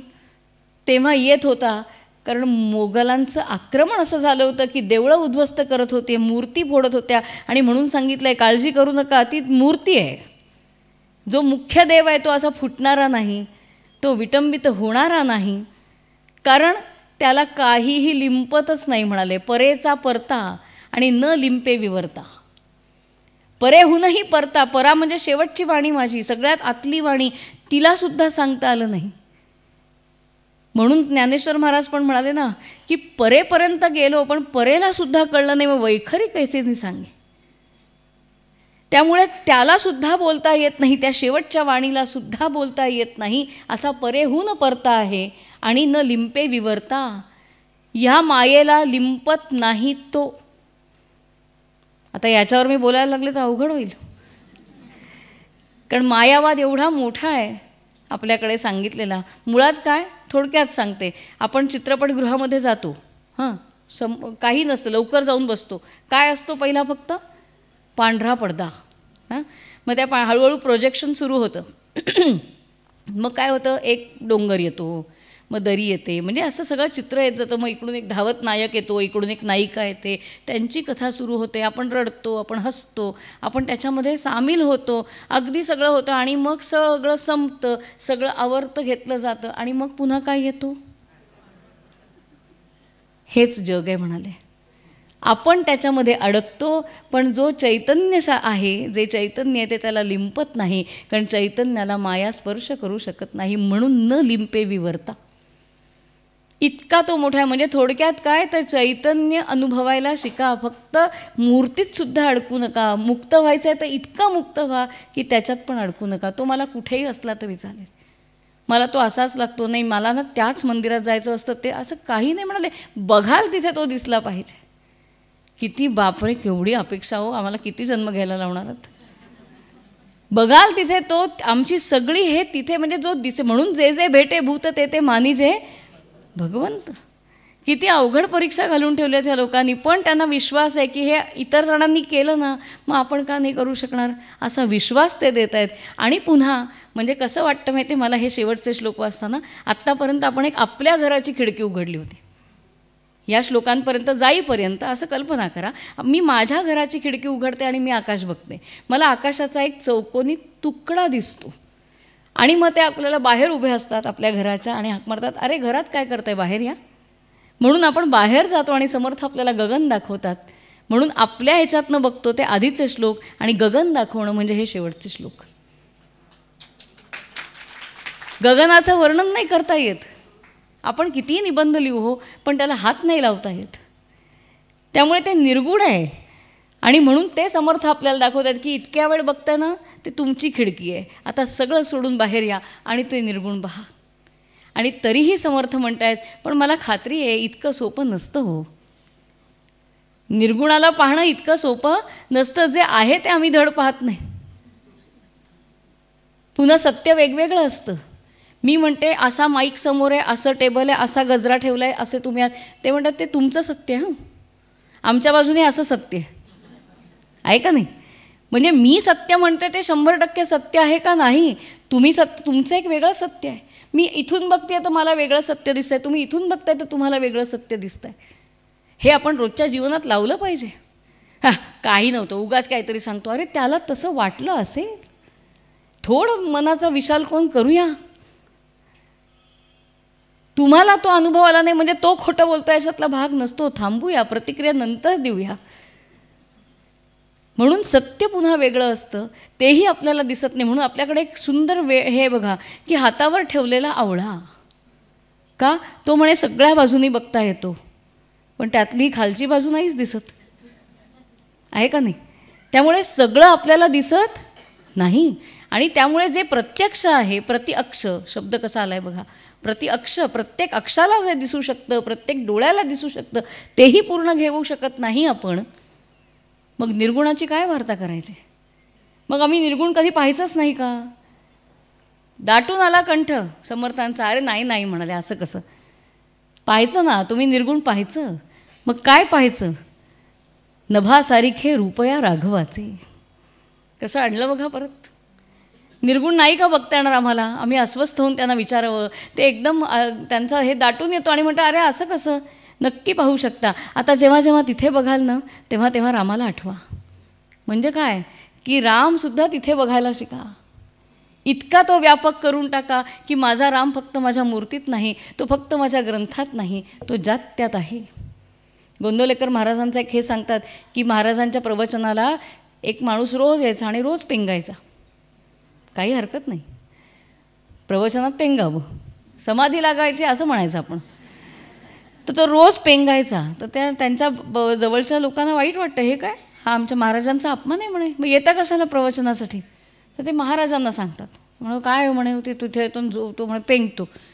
त्यांचं उत्तर आहे, ते म्हणतं पेंगे नका, पेंगू देत की काय, तुम्हाला काय म्हणे त्रास आहे, पेंगू देत का, मी कुठे त्याच्याशी बोलत असतो.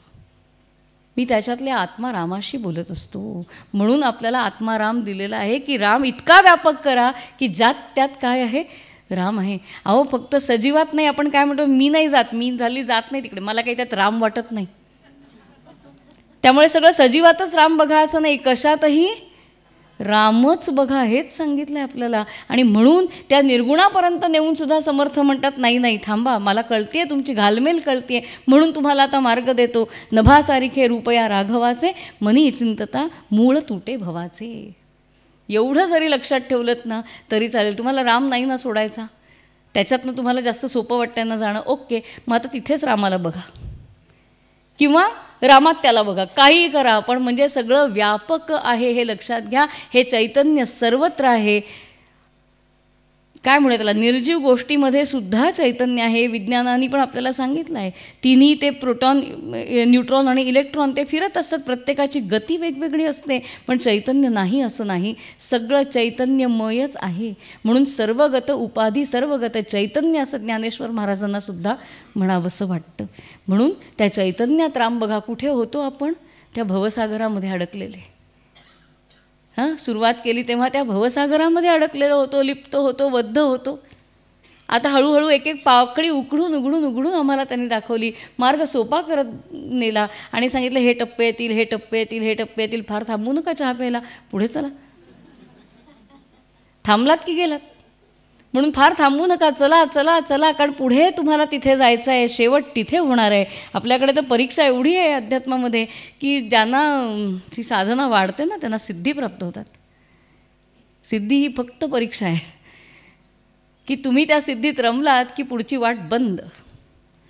म्हणून कुठेही थांबू नका म्हणाले, हे होणार, हे असं घडणार, असं घडणार, हे सोडा, ते घ्या, चला चला चला पुढे चला. तो राम दिसतोय का बघा, रामामध्ये राहा. आता ते रामालाही थोडा वेळ बाजूला ठेवा आणि काय बघा, ते पूर्ण व्यापक चैतन्य बघा. आणि जर ते तुम्हाला आत्ता अवघड जात असेल तर रामातनं बघा. म्हणून निर्गुणालागी गुणी बघावे, गुणातनं पहा, रामातनं पहा. पण लक्षात घ्या, शेवटी तुम्हाला काय पाहायचं आहे तर ते चैतन्य अनुभवायचं आहे. असा बद्धापासून मुक्तापर्यंतचा मार्ग आहे असं मला मनाचे श्लोक वाचताना वाटतं. आणि म्हणून तो मुक्तायन असं मी त्याला म्हणते. आणि शेवट काय विश्वास आहे हो रामदास स्वामींचा, मनाची शते ऐकता दोष जाती. बाप रे, आमचा आमच्यावर विश्वास नाही पण त्यांचा आमच्यावर विश्वास आहे. म्हणजे त्यांनी आपल्याला जबाबदारी देऊन ठेवली आहे की मी म्हणालो आहे बरं का तुमच्या वतीनं, काय की एवढे 205 श्लोक ऐकले की नाही की ह्यांचे दोष जाणार आहे. आता त्यांचं वाक्य आपल्याला खरं करायचं आहे. मनाची शते ऐकता दोष जाती, मती मंद ते साधना योग्य होती, चढे ज्ञान वैराग्य सामर्थ्यांगी. ज्ञान वैराग्य शब्द का वापरले, दुसरे 2 शब्द मिळाले नाहीत त्या भुजंगप्रायातात बसणारे. ज्ञान वैराग्यच हवं आहे. जे आपल्याकडे असं म्हणतात की हे 2 डोळे बाहेरचं बघतात, मग आतलं काय बघतात, त्या 2 डोळ्यांचं नाव ज्ञान आणि वैराग्य आहे. म्हणून चढे ज्ञान वैराग्य सामर्थ्य अंगी आणि म्हणे दास विश्वासता मुक्तिभोगी. शेवटी मुक्तावरच आलेत बघा ते. म्हणे दास विश्वासता मुक्तिभोगी म्हणजे उद्दिष्ट काय आहे या ग्रंथाचं, मुक्तता. मुक्तता कशात ना, आपणच सगळं बांधून ठेवलं आहे, गुंता आपणच घातला आहे, आपण सोडलं की सुटणार आहे. पण त्या सोडण्याच्या एवढ्या पायऱ्या दाखवल्यात असं मला वाटतं. आणि म्हणून रामदास स्वामींचा सुद्धा या ग्रंथाचा उद्देश हा मुक्तीच आहे. आणि म्हणून त्यांनी म्हटलं आहे म्हणे दास विश्वासता मुक्तिभोगी. आणि विश्वासता शब्द खूप महत्त्वाचा. जोपर्यंत तुमचा विश्वास नाही या सगळ्यावर तोपर्यंत काही खरं नाही. गीतेमध्ये पण म्हटलं आहे अज्ञ अश्रद्ध आणि संशयात्मा विनश्यती. त्यामुळे मला म्हणून साईबाबांची ती 2 हे फार महत्त्वाचे वाटतात. श्रद्धा आणि सबुरी ती फक्त अध्यात्मात नाहीत, रोजच्या जगण्यात आवश्यक आहे. थोडी श्रद्धा ठेवा होईल, थोडा विश्वास ठेवा, आणि दुसरं म्हणजे थोडी सबुरी ठेवा, पेरल्यावर लगेच येत नाही. म्हणून हा मुक्तायनाचा मार्ग आहे. 205 श्लोकांना कवेत घेणं जन्मात शक्य नाही. त्यातल्या त्यात माझ्या अल्पमतित्वानं हा एक मार्ग बघण्याचा प्रयत्न केला आहे आणि त्यात जवळचे जाणारे चरण याच्यासाठी घेतले आहेत. आणि आपल्यासारख्या साधक, व्यासंगी आणि विचार करणाऱ्या मंडळींसमोर ठेवण्याचा हा माझा प्रयत्न, हे माझं धार्ष्ट्य आहे. आणि त्यांनीच सांगितलं ना की थोडं धार्ष्ट्य ठेवा, का तो आहे सन्निध, तो सन्निध आहे ह्याचा माझा विश्वास आहे आणि म्हणून हे धार्ष्ट्य मी केलं आहे. आज मी हा पहिल्यांदाच विषयच मी पहिल्यांदा मांडला आहे. माझी हिंमतच होत नव्हती इतक्यात वर्षात की ह्याच्यावर काही बोलावं, पण आज आपल्या साक्षीनं हा मी सुरुवात केलेला विषय आहे, आपल्यासमोर ठेवते आहे. आधीच म्हटलं आहे, काही कमी जास्त राहिलं असेल तर पूर्ण करून घ्या, काही अधिक बोलले असेल तर वजा करून टाका. इथेच थांबते आणि आपल्या सगळ्यांना पुन्हा एकदा गुणग्राही अशा श्रोत्यांना वंदन करते.